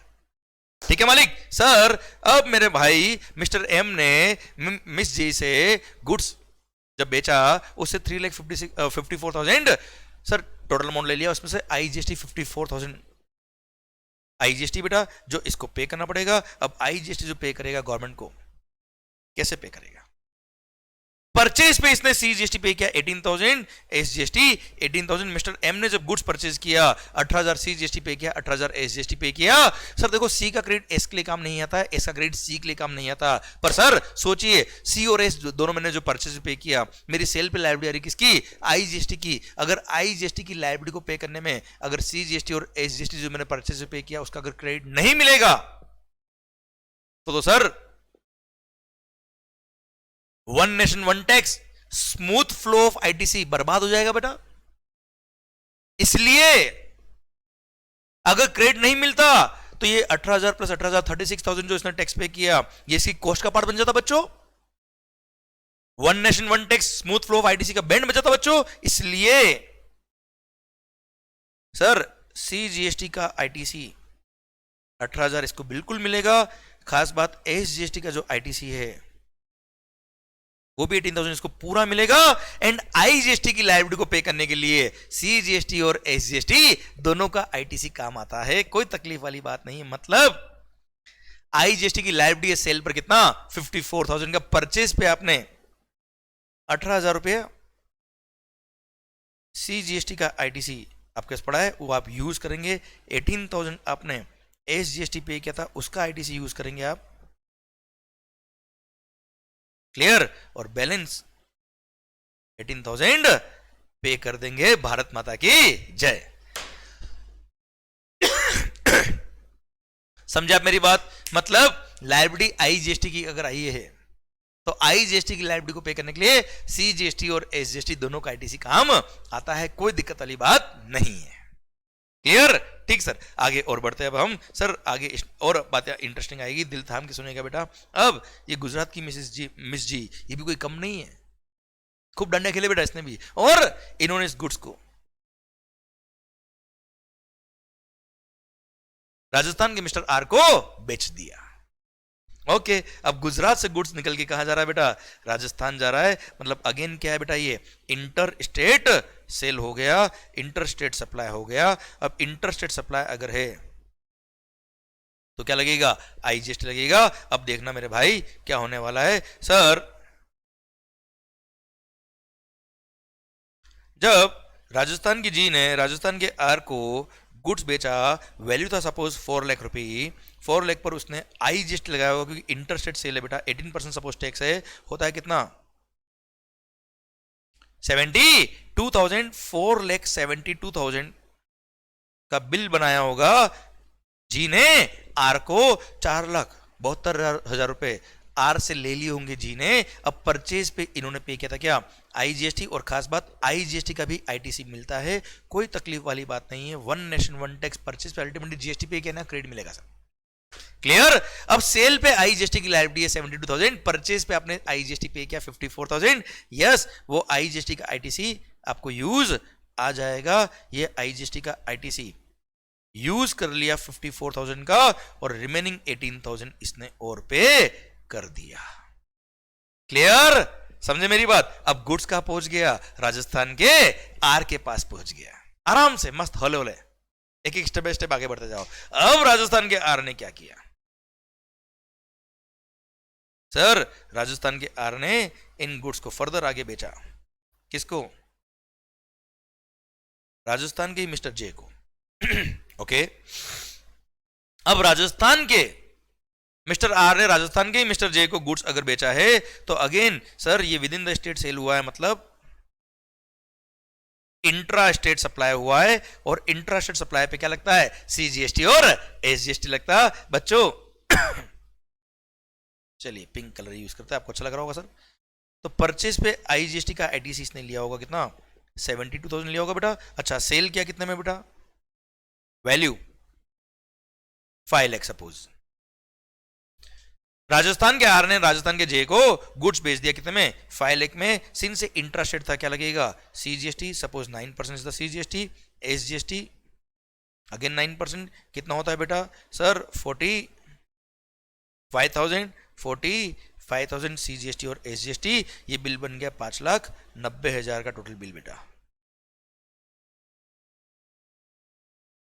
क्लियर? अब राजस्थान के मिस्टर आर ने राजस्थान के मिस्टर जे को जब गुड्स बेचा, उसको 5,90,000 का बिल बनाया, उसमें सीजीएसटी 45,000, एसजीएसटी 45,000, उससे 5,90,000 लिया होगा। अब इसमें से 45,000 पे करना है सेंट्रल गवर्नमेंट को, 45,000 पे करना है स्टेट गवर्नमेंट को। जब मिस्टर आर सेंट्रल गवर्नमेंट को 45,000 पे करेगा, स्टेट गवर्नमेंट को 45,000 पे करेगा एसजीएसटी। परचेज पे किया हुआ इसने 72,000 आईजीएसटी। क्वेश्चन आता है क्या? परचेज पे जो आईजीएसटी पे किया हुआ है उसका इनपुट टैक्स क्रेडिट सीजीएसटी और एसजीएसटी में काम आएगा कि नहीं आएगा? बिल्कुल आएगा, कोई तकलीफ वाली बात नहीं है। नाउ दिस आईजीएसटी का ITC can be used for CGST as well as SGST, आप दोनों में यूज कर सकते हो। आप चाहे तो आधा आधा क्रेडिट यूज करें, आप चाहे तो पूरा पहले सीजीएसटी में यूज कर ले फिर एसजीएसटी में यूज कर ले, कोई फर्क नहीं पड़ रहा। Sir credit of IGST can be used for CGST and liability of SGST in any order in any proportion। आप किसी भी ऑर्डर किसी भी प्रोपोर्शन में IGST के ITC को CGST की लायबिलिटी और SGST की लायबिलिटी के लिए यूज कर सकते हो। अब समझना बात को ध्यान से। मान लो हमारे भाई मिस्टर आर ने परचेज पे टैक्स पे किया आईजीएसटी 72,000, सेल पे लायबिलिटी सीजीएसटी की 45,000 की, एसजीएसटी की 45,000 की। क्या करेगा? मान लो इसने ऐसा किया 45,000 का लायबिलिटी पे करने के लिए पूरा का पूरा 45,000 का आईजीएसटी का आईटीसी यूज कर लिया सर। और अब आगे सर सुनना, 72,000 का आईटीसी था, उसमें से 45,000 आईटीसी काम आ गया, 45,000 आईटीसी काम आ गया सीजीएसटी की लायबिलिटी के लिए। तो बचा कितना आईटीसी बेटा सर 27,000। हाजी मालिक 27,000 का आईजीएसटी आईटीसी जो बच गया वो उसने यूज कर लिया किसके लिए, एसजीएसटी की लायबिलिटी को पे करने के लिए। और बैलेंस कितना बचता है भाई 18,000 रुपया, 18,000 उसने क्या कर दिया पे कर दिया। क्या पे किया होगा बेटा, एसजीएसटी की लायबिलिटी पे कर दी होगी। अब सर अल्टीमेटली 45,000 सीजीएसटी पे हो गया, 45,000 एसजीएसटी पे हो गया। सर ये आईटीसी जो है वो रेस्पेक्टिव टैक्स पे करने में काम आ गया, कोई फर्क नहीं पड़ता। अच्छा अब आप 2 मिनट के लिए आपको माइंड में क्वेश्चन आएगा कि सर आईजीएसटी का आईटीसी जो सी में काम आया उसका क्या होगा, 27,000 ही एस में काम आया उसका क्या होगा, हम बात करेंगे 2 मिनट बाद। वैसे मैं बताता हूं 45,000 अल्टीमेटली सेंट्रल गवर्नमेंट को मिल गया, 45,000 एसजीएसटी स्टेट गवर्नमेंट को, राजस्थान स्टेट गवर्नमेंट को मिल गया। ये हम बात करेंगे थोड़ी देर बाद, समझ में आएगा। यहां तक समझ में आएगा बेटा आपको। तो अल्टीमेटली मैंने आपको यह समझाया इस एग्जांपल के थ्रू कि इंट्रास्टेट सेल क्या होता है, एक छोटा सा एक एग्जांपल के थ्रू मैंने समझाने की कोशिश करी। इंटरस्टेट सेल क्या होता है थोड़ा मैंने आपको आइडिया दिया बेटा। इंट्रास्टेट सेल पर सीजीएसटी और एसजीएसटी लगता है, इंटरस्टेट सेल पर आईजीएसटी लगता है बेटा। क्लियर, सीजीएसटी का क्रेडिट सी में भी काम आता है और आईजीएसटी की लायबिलिटी को पे करने में भी काम आता है। एसजीएसटी का क्रेडिट एसजीएसटी की लायबिलिटी को पे करने में भी काम आता है, आईजीएसटी की लायबिलिटी को पे करने में भी काम आता है। पर सीजीएसटी का क्रेडिट एसजीएसटी में काम नहीं आता, एसजीएसटी का क्रेडिट सीजीएसटी की लायबिलिटी में काम नहीं आता। हाँ, परचेस पे आपने आईजीएसटी पे किया हुआ है तो आईजीएसटी का क्रेडिट आईजीएसटी की लायबिलिटी को पे करने में भी काम आता है, सीजीएसटी की लायबिलिटी को पे करने में भी काम आता है और एस में भी काम आता है। मतलब आईजीएसटी एक यूनिवर्सल ब्लड है, सब में काम आता है भाई।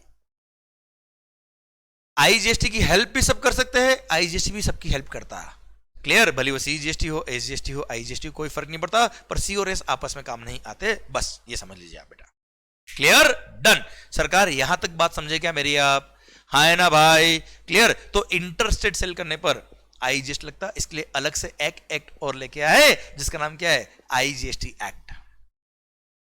क्लियर सर, तो एक एक्ट और लेके आए उसका नाम क्या रखा बेटा, आईजीएसटी एक्ट। तो हर स्टेट में हर स्टेट का अपना अपना अलग एसजीएसटी एक्ट है बेटा। एक पूरे इंडिया के लिए एक सीजीएसटी एक्ट है और एक आईजीएसटी एक्ट और आ गया बेटा। क्लियर, हम बात करते हैं बेटा, अभी धीरे धीरे समझ में आएगा बेटा आपको। क्लियर, अब मेरी बात को समझने की कोशिश करना। ये तो मैंने आपको बताया कि इनपुट टैक्स क्रेडिट चेन कैसे फ्लो होगी, कैसे क्रेडिट मिलता है बेटा। अब एक लास्ट बात और कहूंगा मैं आपसे, उसके बाद इस लेक्चर को हम रोकेंगे, फिर हम नेक्स्ट डे पढ़ेंगे। सरकार बात को समझने की कोशिश करना, मजा आने वाला सर आपको। अभी जो कहानी बताई ना, इसका कंक्लूजन एक शानदार वाला आने वाला है। सरकार देखना ध्यान से, दिल थाम के सुनिएगा, दिल थाम के समझिएगा बेटा। फर्स्ट स्टेप, अब वापस से पूरी स्टेज को मैं वापस लेके आ रहा हूं, देखना ध्यान से। जब महाराष्ट्र के मिस्टर वाई ने महाराष्ट्र के मिस्टर एक्स को गुड्स बेचा था, तब सीजीएसटी और एसजीएसटी महाराष्ट्र एसजीएसटी लगाया होगा, तब 9,000 रुपये सेंट्रल गवर्नमेंट को पे किया होगा, 9,000 रुपये महाराष्ट्र स्टेट गवर्नमेंट को पे किया होगा बेटा। है ना भाई। अब मिस्टर एक्स ने गुड्स महाराष्ट्र से महाराष्ट्र में मिस्टर एम को बेची। सर लायबिलिटी अगेन सीजीएसटी और एसजीएसटी की आई। सर 18,000 की लायबिलिटी आई सीजीएसटी के लिए, उसके लिए 9,000 का क्रेडिट आपने सीजीएसटी का यूज किया, 9,000 आपने और पे किया। तो समझना बात को ध्यान से। सर फर्स्ट स्टेप पर मिस्टर वाई ने सीजीएसटी 9,000 पे किया सेंट्रल गवर्नमेंट को। ये मान लो सेंट्रल गवर्नमेंट का अकाउंट है, ये स्टेट गवर्नमेंट का अकाउंट है, ठीक है भाई। और ये बीच में जो है वो आईजीएसटी का अकाउंट है, सीजीएसटी का अकाउंट, एसजीएसटी का अकाउंट और आईजीएसटी अकाउंट। ओके सर, 9,000 रुपए ऑलरेडी सीजीएसटी में आ चुके हैं, 9,000 रुपए एसजीएसटी में ऑलरेडी आ चुके। अब जब 18,000 की लायबिलिटी मिस्टर एक्स ने पे करी होगी, उसके लिए 9,000 का क्रेडिट सी का यूज किया। अब 9,000 और पे किया होगा बेटा, हाँ नहीं देखिए पे हुआ बेटा। तो सर 9,000 ऑलरेडी इसमें था, 9,000 और आ गया, तो स्टेट सेंट्रल गवर्नमेंट के पास आ गया कितना, 18,000 रुपए। Sir SGST Maharashtra state government का अकाउंट ये है बेटा, उसमें 9,000 रुपए ऑलरेडी पहले आया हुआ था, ये 9,000 रुपए इसने एसजीएसटी का और पेमेंट किया बेटा। हाँ है ना भाई। क्लियर। तो सर अब महाराष्ट्र स्टेट गवर्नमेंट के अकाउंट में कितना पैसा बेटा, 18,000। सेंट्रल गवर्नमेंट के अकाउंट में सीजीएसटी अकाउंट में कितना पैसा बेटा, 18,000। क्लियर। अब गुड्स, सर सुनना बात को ध्यान से, महाराष्ट्र से निकल के कहां जा रहा है, गुजरात जा रहा है। दिल थाम के सुनेंगे बेटा। सर महाराष्ट्र से गुड्स निकल के कहा जा रहा है बेटा, गुजरात जा रहा है। सर ये इंटरस्टेट सेल हुआ है, उस पर क्या लग रहा है? आईजीएसटी। आईजीएसटी की लायबिलिटी कितनी है? 54,000 की है। सर 54,000 की लायबिलिटी को पे करने के लिए आपने क्या किया? सर 18,000 के सीजीएसटी के आईटीसी को यूज किया। अब सुनना, अल्टीमेटली 54,000 आईजीएसटी अकाउंट में पहुंचना चाहिए। अल्टीमेटली 54,000 आईजीएसटी अकाउंट में पहुंचना चाहिए। हमने क्या किया? 18,000 का सीजीएसटी का आईटीसी यूज किया, 18,000 का एसजीएसटी महाराष्ट्र एसजीएसटी का आईटीसी यूज किया और बैलेंस 18,000 और पे किया। क्लियर? अब सुनना, तो पता है आईजीएसटी अकाउंट वाला सेंट्रल गवर्नमेंट से क्या बोलेगा? ओ सेंट्रल गवर्नमेंट, आपका 18,000 का क्रेडिट हमारी आईजीएसटी की लायबिलिटी को पे करने में काम आया, पैसा दो। तो उतना अमाउंट सीजीएसटी के अकाउंट से निकाल के आईजीएसटी के अकाउंट में डालेंगे। तो जितना क्रेडिट सीजीएसटी का काम आया किसमें? आईजीएसटी में, उतना सेंट्रल गवर्नमेंट क्या करेगी? अपने सीजीएसटी अकाउंट से निकाल के आईजीएसटी अकाउंट में फंड ट्रांसफर करेगी। महाराष्ट्र स्टेट गवर्नमेंट को बोलेंगे, ओ महाराष्ट्र स्टेट गवर्नमेंट, तुम्हारे अकाउंट में 18,000 पड़ा था ना? बोला हाँ आया था हमारे पास, वो क्रेडिट काम आ गया आईजीएसटी की लायबिलिटी को पे करने में। अब साहब आपका वो पैसा SGST account Maharashtra state government को बोलेंगे 18,000 निकालो और कहां डालो? आईजीएसटी अकाउंट में डालो। तो 18,000 सी से आई में पहुंच गया, 18,000 एस से आई में पहुंच गया और 18,000 का हमने फाइनली आईजीएसटी में पेमेंट और किया। क्लियर? अब सर आईजीएसटी अकाउंट में पूरा 54,000 अकाउंट में पैसा आ गया। सीजीएसटी में कितना है? 0। सर एसजीएसटी में कितना है? 0, क्योंकि 18,000 आया था, 18,000 आई में ट्रांसफर कर दिया। 18,000 एसजीएसटी में आया था, 18,000 आईजीएसटी में ट्रांसफर कर दिया। एसजीएसटी अकाउंट में फंड कितना है? 0। सर सीजीएसटी अकाउंट में फंड कितना है? 0। फंड कहां है? आईजीएसटी अकाउंट में कितना? 54,000। ओके साहब, अब देखना ध्यान से, धीरे धीरे होले होले। सर अब फंड ट्रांसफर हुआ, गुड्स गई बेटा। सर गुजरात से गुड्स कहां पहुंची बेटा? राजस्थान गुड्स पहुंची। जब गुजरात से राजस्थान पहुंची, अगेन क्या हुआ? इंटरस्टेट सेल हुआ। किसकी लायबिलिटी आई? आईजीएसटी की लायबिलिटी आई। कितनी लायबिलिटी आई? 72,000 की आई। अब 72,000 आईजीएसटी की लायबिलिटी के लिए 54 आईजीएसटी का ही आईटीसी काम आया। तो कोई फंड इधर से उधर ट्रांसफर करना ही नहीं, खुद का फंड खुद में काम आया बेटा। रिमेनिंग 18,000 हमने और पे कर दिया, मतलब 54,000 तो ऑलरेडी पे किया हुआ था हमने सर, एक तरह से एडवांस टैक्स जिसका हमने आईटीसी लिया, और रिमेनिंग 18,000 और पे कर दिया। तो अब आईजीएसटी अकाउंट में फंड कितना है? 72,000। गुड्स कहां पहुंच गया? राजस्थान। गुड्स कहां पहुंच गया? राजस्थान। आईजीएसटी अकाउंट में पैसा कितना है? 72,000। सीजीएसटी में कितना है? 0। एसजीएसटी में कितना है? 0। अब गुड्स, राजस्थान के आर ने गुड्स बेच दिया किसको? राजस्थान के मिस्टर जे को। राजस्थान के मिस्टर आर ने गुड्स बेचा राजस्थान के ही मिस्टर जे को। वो इंट्रास्टेट सप्लाई था, इंट्रास्टेट था तो क्या लगा? सीजीएसटी और राजस्थान का एसजीएसटी। ये एसजीएसटी कौन सा है? राजस्थान वाला एसजीएसटी बेटा, राजस्थान के राजस्थान में सेल हुआ बेटा। क्लियर? अब सरकार लायबिलिटी थी किसकी? सीजीएसटी की 45,000 की, एसजीएसटी की 45,000 की। सीजीएसटी की liability 45,000, SGST Rajasthan state government के एसजीएसटी की लायबिलिटी थी 45,000, हमको पे करना था। Mister R was liable to pay this amount on sale of these goods, sir पर उसके परचेज पर 72,000 का आईजीएसटी का आईटीसी था, उसमें से 72,000 में से देखिए 54,000 उसने क्या किया? आईजीएसटी का आईटीसी यूज किया सीजीएसटी की लायबिलिटी को पे करने के लिए। क्लियर? 45,000 सॉरी 54 नहीं 45,000। क्लियर? तो क्या होगा?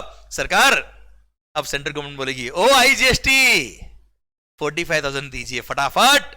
तो 45,000 आईजीएसटी अकाउंट से निकल के सेंट्रल गवर्नमेंट के सीजीएसटी अकाउंट में फंड जाएगा। तो सर आप मुझे बताओ, सर 72,000 का फंड था आईजीएसटी अकाउंट में, उसमें से 45,000 फंड चला गया कहां? Central government. ये गवर्नमेंट एक्चुअली अकाउंट में फंड ट्रांसफर करती है बेटा, एक्चुअली होता है ये अकाउंट सेटलमेंट इस तरह से होता है गवर्नमेंट का। क्लियर? 45,000 आ गया कहां? सीजीएसटी के पास। अब साहब रिमेनिंग 45,000 लायबिलिटी बची है एसजीएसटी की, राजस्थान एसजीएसटी की लायबिलिटी है 45,000 की, और उसको पे करने के लिए 27,000 का 27,000 का आईजीएसटी का आईटीसी यूज किया मिस्टर आर ने। तो सर बैलेंस 18,000 पे किया। अब सुनना बेटा ध्यान से, तो sir Rajasthan SGST Rajasthan government IGST वालों को बोलेगी ओ भाई साहब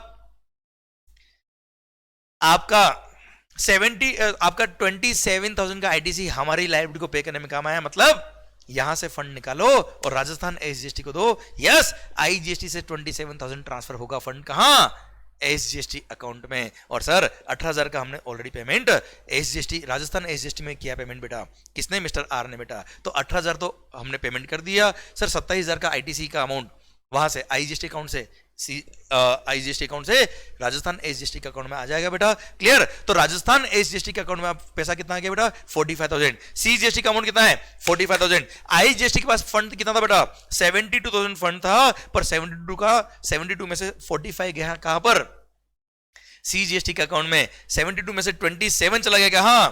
आईजीएसटी के सॉरी एसजीएसटी के अकाउंट में बेटा, राजस्थान एसजीएसटी में। मतलब आईजीएसटी अकाउंट में फंड खत्म। क्लियर? और सर फंड अभी कहा है बेटा? प्रेजेंटली 45,000 सीजीएसटी के अकाउंट में और 45,000 राजस्थान एसजीएसटी के अकाउंट में। अब मान लो ये जो मिस्टर जे था, ये सपोज एंड कंज्यूमर है। अरे कौन है मालिक? And consumer. इसने गुड्स कंज्यूम करी, बात खत्म। इसने अपने गुड्स, ये जो गुड्स यूज करिए, ये अपने घर के लिए यूज करिए, पर्सनल यूज में यूज करिए बेटा, बस खत्म। अभी आगे कोई सेल करेगा नहीं तो इसको क्रेडिट मिलेगी नहीं बेटा, कोई क्रेडिट की बात नहीं आएगी बेटा, मतलब कहानी खत्म बेटा। अब आप मुझे बताओ अल्टीमेटली फंड्स किसको मिले? अल्टीमेटली टैक्सेस एंड कंज्यूमर जो मिस्टर जे है उसने बोन किए, पर अल्टीमेटली टैक्स की रेवेन्यू गई किसके पास? 50% सेंट्रल गवर्नमेंट के पास, 50% स्टेट गवर्नमेंट के पास। पर मेरा पॉइंट ये है कि ठीक है 50% सेंट्रल गवर्नमेंट के पास गया, ओके, पर 50% कौन सी गवर्नमेंट के पास गया? कौन सी स्टेट गवर्नमेंट के पास गया? राजस्थान एसजीएसटी के पास गया सर। मतलब वो फर्दर सेल नहीं हुआ। जे ने गुड्स एंड कंज्यूमर था, उसने कंज्यूम करी, मतलब रेवेन्यू किसके पास पहुंच गया? सर नो डाउट जीएसटी का 50% सेंट्रल गवर्नमेंट के पास जाएगा। सेंट्रल गवर्नमेंट तो एक ही गवर्नमेंट है ना सर, पर स्टेट गवर्नमेंट कितने सारी? गुजरात है, महाराष्ट्र है, राजस्थान है, पर सर अल्टीमेटली रेवेन्यू किसको मिला? राजस्थान गवर्नमेंट को मिला। क्लियर? मतलब गुड्स बना कहां पर? महाराष्ट्र में। बन के कहां सेल हुआ? पहले महाराष्ट्र में सेल हुआ, फिर महाराष्ट्र से निकल के गुजरात आया, गुजरात से निकल के राजस्थान आया, और अल्टीमेटली गुड्स राजस्थान में कंज्यूम हुआ। अल्टीमेटली गुड्स की डेस्टिनेशन राजस्थान थी sir. Ultimately revenue of SGST भी किसको मिला? राजस्थान स्टेट गवर्नमेंट को मिला। मतलब गुड्स बनाया किसने? महाराष्ट्र ने। सर गुड्स बन के बिका कहा? महाराष्ट्र से महाराष्ट्र, महाराष्ट्र से गुजरात, गुजरात से अल्टीमेटली राजस्थान। सर रेवेन्यू किसको मिल गया? राजस्थान को। बनाया किसने? बेचा किसने? मतलब नहीं है, अल्टीमेटली गुड्स कंज्यूम का हुआ है सर। राजस्थान में हुआ तो कौन सी स्टेट गवर्नमेंट को रेवेन्यू मिलेगा? राजस्थान एसजीएसटी को, राजस्थान स्टेट गवर्नमेंट को टैक्स मिलेगा। इसीलिए जीएसटी को बोलते हैं डेस्टिनेशन बेस्ड कंजम्पशन टैक्स। माहौल अल्टीमेटली गुड्स का डेस्टिनेशन क्या था बेटा? राजस्थान। तो टैक्स का रेवेन्यू भी किसको मिलेगा? राजस्थान को। अल्टीमेटली गुड्स कंज्यूम का हुआ है राजस्थान, तो सर और कौन सी स्टेट गवर्नमेंट को रेवेन्यू मिलेगा? राजस्थान। क्लियर? गुड्स बना कहां? मतलब नहीं है। गुड्स कहां से बन के कहां से सेल होके आया? मतलब नहीं है। अल्टीमेटली कंज्यूम का हुआ राजस्थान, इसलिए जीएसटी इज कॉल्ड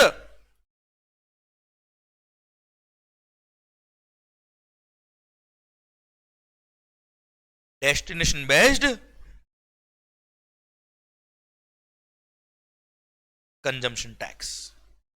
जिस स्टेट में कंज्यूम होगा गुड्स, जिस स्टेट में सर्विसेज कंज्यूम होगी, जिस स्टेट में अल्टीमेटली गुड्स का या सर्विसेज का डेस्टिनेशन होगा, उस स्टेट गवर्नमेंट को रेवेन्यू मिलेगा। 50% तो सेंट्रल गवर्नमेंट को मिलेगा ही मिलेगा सर, कहीं भी कंज्यूम हो सर, पर रिमेनिंग 50% कौन सी स्टेट गवर्नमेंट को मिलेगा सर? वो हमने सीखा। आई होप आपको समझ में आया। माहौल जबरदस्त शानदार बेटा। पता है किस्मत बदलते वक्त नहीं लगता। जीएसटी आने से पहले इंटरस्टेट सेल पे लगता था सीएसटी, और पता है सीएसटी का क्रेडिट नहीं मिलता था। तो जिस स्टेट से गुड्स बन के बाहर निकल रहा है वहां पे सीएसटी जो लगता था वो उसी स्टेट के अंदर रह जाता था रेवेन्यू बेटा। मतलब पहले बिफोर जीएसटी जो मैन्युफैक्चरिंग बेस्ड स्टेट्स थे,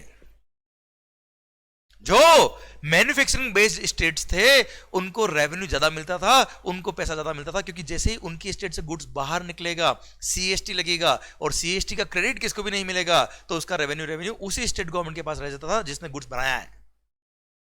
पर जीएसटी आने के बाद किस्मत बदल गई, वक्त बदल गया, माहौल चेंज हो गया। और सर पहले मैन्युफैक्चरिंग बेस्ड स्टेट्स, मतलब जहां पे फैक्ट्रीज बहुत ज्यादा होती थी, उनको जीएसटी आने के, उनको वेट लॉज में सीएसटी लॉ में फायदा ज्यादा था रेवेन्यू वाइज। और जीएसटी आने के बाद किस्मत बदल गई। जीएसटी आने के बाद जो अल्टीमेटली कंज्यूमर बेस्ड स्टेट से, जहां पे कंज्यूमर ज्यादा है सर, उनको रेवेन्यू ज्यादा मिलने लग गया सर। तो पता है जब जीएसटी नया नया आ रहा था, बात चल रही थी गवर्नमेंट के बीच में कि जीएसटी लाया कि नहीं लाया, डिस्कशन कर रहे थे, तो जितने भी मैन्युफैक्चरिंग बेस्ड स्टेट्स थे जिसमें मैन्युफैक्चरिंग यूनिट्स बहुत ज्यादा थी बेटा, जिन स्टेट्स में, वो नाराज हो गए, बोलते नहीं नहीं, हम तो हमारे स्टेट में वेट और सीएसटी रखेंगे, हमको जीएसटी नहीं चाहिए, हम लॉस क्यों बियर करें? वन नेशन वन टैक्स, देश का भला होगा ठीक है, हमारा नुकसान करके देश का भला हम क्यों करें भाई? लोग तो सब तरह के होते हैं ना यार कहने वाले। तो manufactured based states, manufacturing based states बोलते नहीं नहीं नहीं, हम जीएसटी एक्सेप्ट नहीं करते। वाह भाई, हमको क्यों नुकसान हो, देश आगे बढ़े, हमारा स्टेट पीछे रह जाए, क्यों? या तो हमको कंपनसेट करो या हमारे पुराने लॉ जो है वो ठीक है साहब, वन नेशन वन टैक्स गया तेल लेने। तो पता है क्या किया सेंट्रल गवर्नमेंट? बोला अरे चिंता ना करें, अगर गवर्नमेंट ने एक एक्ट अलग से बनाया और बोला क्या, चिंता ना करें, अगर किसी स्टेट गवर्नमेंट को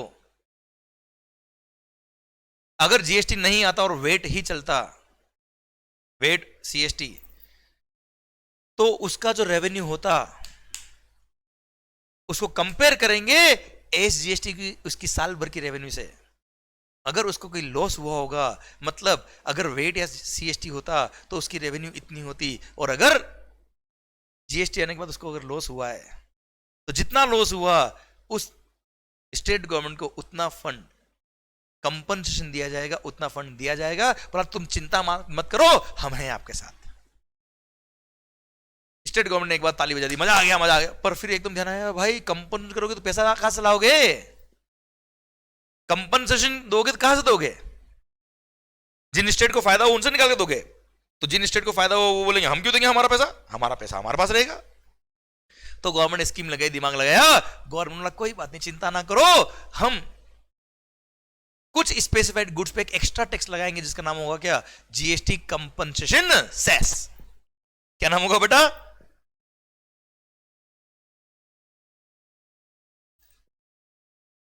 जीएसटी कंपनसेशन सेस नाम का एक टैक्स और लगाया कुछ स्पेसिफाइड गुड्स पे। जैसे आप खाते हो ना ये तंबाकू, सिगरेट्स पीते हो ना मोटर कार्स, इन कुछ गुड्स पर गवर्नमेंट ने एक एक्स्ट्रा टैक्स लगाया जिसका नाम क्या था, जीएसटी कंपनसेशन सेस। इन गुड्स पे जीएसटी तो लगता ही लगता है, जीएसटी के अलावा एक अलग से एक्स्ट्रा टैक्स लगाया जिसका नाम क्या, जीएसटी कंपनसेशन सेस। ये एक्स्ट्रा टैक्स क्या है, इससे जो फंड कलेक्ट होगा वो जीएसटी कंपनसेशन सेस फंड, एक अलग फंड बनाया जाएगा। ये फंड यूज करेंगे उन सारी स्टेट गवर्नमेंट को कंपनसेट करने के लिए जिनको जीएसटी आने की वजह से उनकी स्टेट गवर्नमेंट की रेवेन्यू अगर कम हुई है एज कंपेयर टू वेट या सीएसटी, तो उतना कंपनसेशन उस फंड से देंगे। मतलब जो लोग तंबाकू खा रहे, टोबैको खा रहे, टोबैको बेस्ड गुड्स खा रहे, सिगरेट्स पी रहे, सर वो देश की भलाई के लिए काम कर रहे हैं। एक दिन कोई बच्चा मेरे को मिल गया सिगरेट पीते हुए, मैंने कहा भाई सिगरेट क्यों पी रहा है?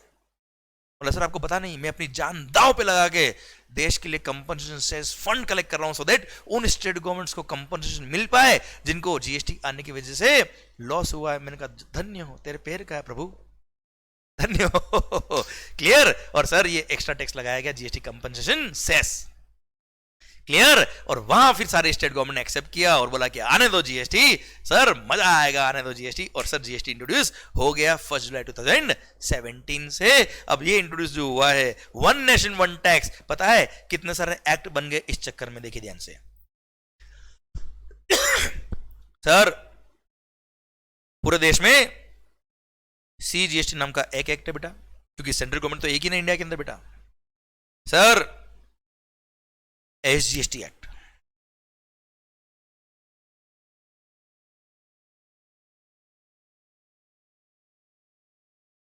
सीजीएसटी एक्ट, एक एक्ट बना हुआ बेटा।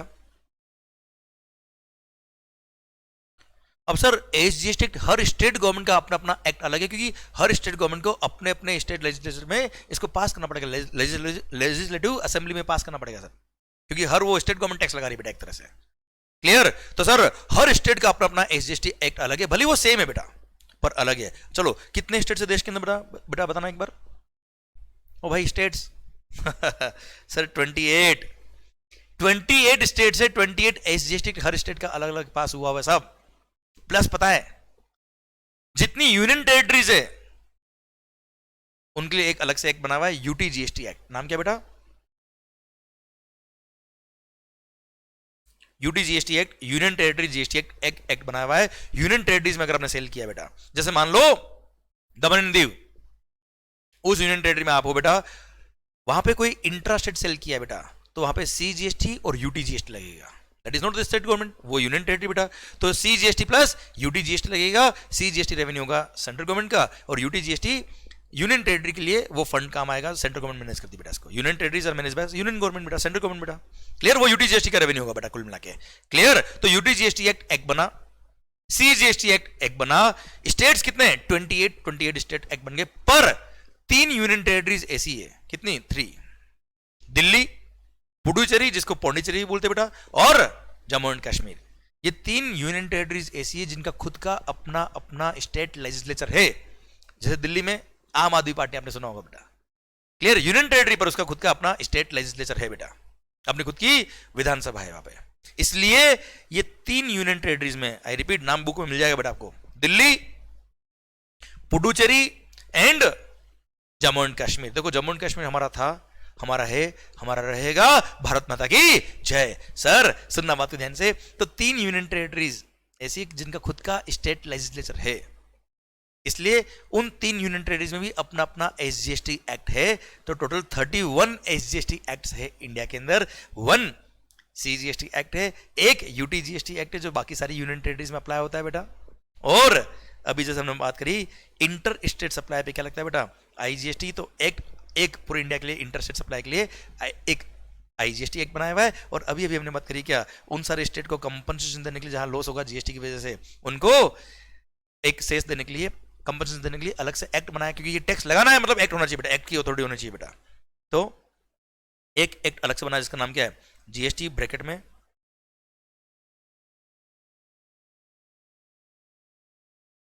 कंपनसेशन टू स्टेट्स एक्ट, एक एक्ट अलग से बनाया। सर ये सब 2017 में पास हुए, इसलिए 2017 लिखा हुआ है। क्लियर? सारे एक्ट बने कब? 2017 ईयर में सर। इसलिए लास्ट नाम क्या रखा? GST compensation to states act 2017। GST compensation cess लगाने के लिए अल्टीमेटली देखा जाए तो टोटल 35 एक्ट्स बन गए। हाँ है ना भाई? तो सर 1 नेशन 1 टैक्स 1 मार्केट का सपना पूरा करने के लिए सर 35 एक्ट बनाने पड़े। पर हाँ चिंता ना करे, अगर आपने ये एक सीजीएसटी एक्ट पढ़ लिया मतलब समझना बाकी सारे 31 एसजीएसटी एक्ट भी आपको आते हैं। क्लियर? हाँ, आईजीएसटी एक्ट में इंटरस्टेट सप्लाई क्या होता है, इंटरस्टेट सप्लाई क्या होता है उसको डिफाइन किया है, वो भी हमारे सिलेबस में आता है। पर इंटरमीडिएट लेवल बात करें तो आईजीएसटी एक्ट सेलेक्टेड पोर्शन ही आपके सिलेबस में आता है। तो हम सीजीएसटी पढ़ेंगे, जो पोर्शन आपके सिलेबस में आता है वो, प्लस आईजीएसटी का भी जो सेलेक्टेड पोर्शन आपके कोर्स में आता है वो हम पढ़ने वाले हैं। पर हाँ, आपने जो सीजीएसटी एक्ट पढ़ा वही 31 एसजीएसटी एक्ट में लिखा है। GST compensation to states act जो है ये एक्ट बेटा, सर ये छोटा सा एक्ट है बेटा, जिसके मेजॉरिटी पॉइंट कुछ पॉइंट मैं आपको बता चुका हूं बेटा, आइडिया दिया मैंने आपको क्यों आया act.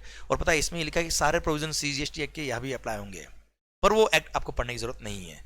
Sir UT GST act में भी पता है क्या लिखा है? यूनियन टेरिटरी के अंदर अगर सप्लाई हुआ विद इन द स्टेट तो सीजीएसटी और यूटी जीएसटी लगेगा बेटा। और उसमें भी लिख दिया क्या? सीजीएसटी के सारे प्रोविजन यूटी जीएसटी में भी अप्लाई होंगे। पर अगेन यूटी जीएसटी एक्ट आपको पढ़ने की जरूरत नहीं है। एसजीएसटी एक्ट तो एब्सोल्युटली सेम है जो सीजीएसटी एक्ट बना हुआ है बेटा, सारे के सारे सेक्शन सब सेक्शन सब सेम है, पर आपको पढ़ने की जरूरत नहीं, क्योंकि सीजीएसटी पढ़ लिया मतलब सारे एसजीएसटी एक्ट आ गए बेटा आपको। अच्छा, आप इंट्रास्टेट परचेज करो या इंटरस्टेट परचेज करो, लगेगा जीएसटी, पर परचेज पे सी और एस पे करो या आईजीएसटी पे करो, सारा आईटीसी मिलने वाला है। इसलिए आप मान लो मध्य प्रदेश में हो और आप गुड्स खरीदते हो कहां से? गुजरात से, या आप गुड्स खरीदते हो मध्य प्रदेश से, मध्य प्रदेश में ही, तो भी सेम, भले सी और एस लगे टैक्स, सीजीएसटी और एसजीएसटी, या आईजीएसटी टैक्स लगे इंटरस्टेट परचेज करने पर, लगेगा तो same rate of tax. CGST plus SGST कर दो तो जो रेट आती है वो होती है आईजीएसटी की रेट। क्लियर? और दोनों का आपको आईटीसी मिलने वाला है। आईजीएसटी पे क्या तो भी आईटीसी मिलता है, सी और एस पे क्या तो भी आईटीसी मिलता है। इसलिए पूरे हिंदुस्तान में से कहीं से भी गुड्स खरीदोगे तो टैक्सेशन की वजह से आपकी कॉस्टिंग में फर्क नहीं आएगा सर। पर जीएसटी आने से पहले इंटर स्टेट परचेज करने पे सीएसटी लगता था, सीएसटी सेंट्रल सेल्स टैक्स, जिसका क्रेडिट नहीं मिलता था। मान लो 2% सीएसटी लग गया, 1 करोड़ का मशीन अगर आपने दूसरे स्टेट से परचेज किया, 2 लाख रुपए सीएसटी पे करना पड़ता था। 1 करोड़ 2 लाख का जो आपने परचेज आपने किया है, 2 लाख रुपए सीएसटी जो पे किया, उसका कोई क्रेडिट नहीं मिलता था। पूरा आपका कॉस्ट कितना था? 1 करोड़ 2 लाख। तो विद इन द स्टेट अगर परचेज करते वही मशीन तो उस पर वेट लगता और वेट का आपको पूरा क्रेडिट मिलता।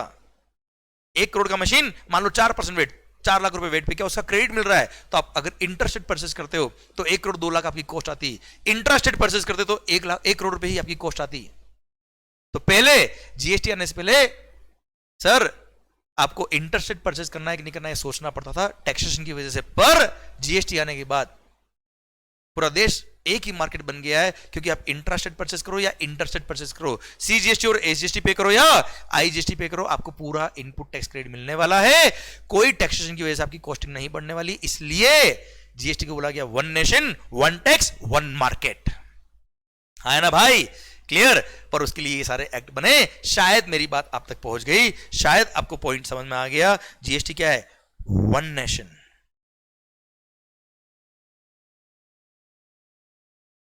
One nation one tax. समझ में आया बेटा आपको? वन मार्केट भी शायद आपको समझ में आ गया होगा। हाँ है ना भाई? क्लियर? डन। और उसके लिए 35 एक्ट बने। अच्छा, 35 एक्ट में आपको केवल सीजीएसटी के सिलेक्टेड प्रोविजन पढ़ने और आईजीएसटी के सिलेक्टेड प्रोविजन पढ़ने, पर उसकी वजह से आपका मोटा मोटी सारे एक्ट का आपको आइडिया लग जाएगा। इसलिए आपके सिलेबस में ये सिलेक्टेड पोर्शन रखा और सीजीएसटी पढ़ लिया, मतलब समझ लीजिए मोटा मोटी बाकी सारे एक्ट आपको आ गए बेटा।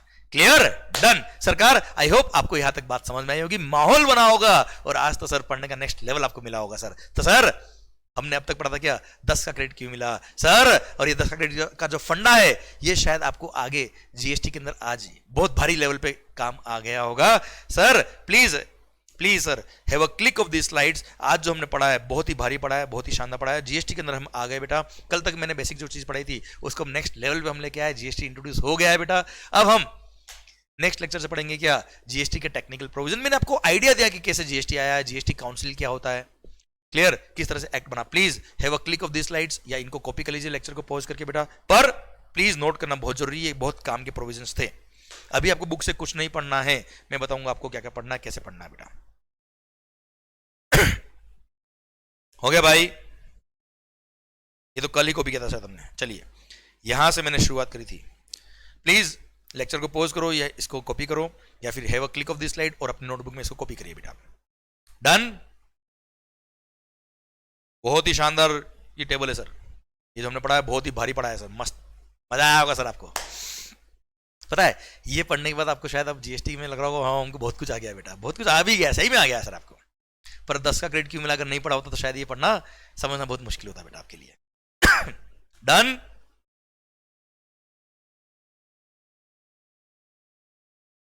देखिए यहां से शुरुआत करी हमने। Okay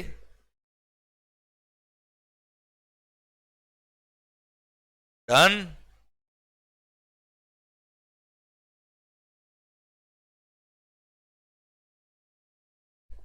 done?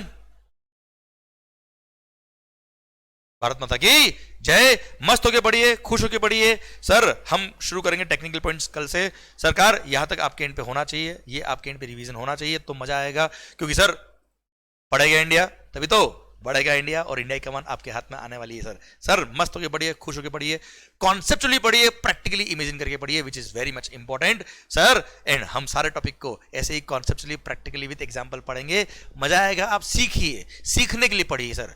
सर कोर्स पूरा करने के लिए मत पढ़िए, कोर्स अपने आप पूरा हो जाएगा, वो मेरे पे छोड़ दीजिए बेटा। आप मस्त होके पढ़िए। All the best, love you lot. इसको रिवाइज जरूर करिएगा जो मैंने अब तक पढ़ा है आपको। माहौल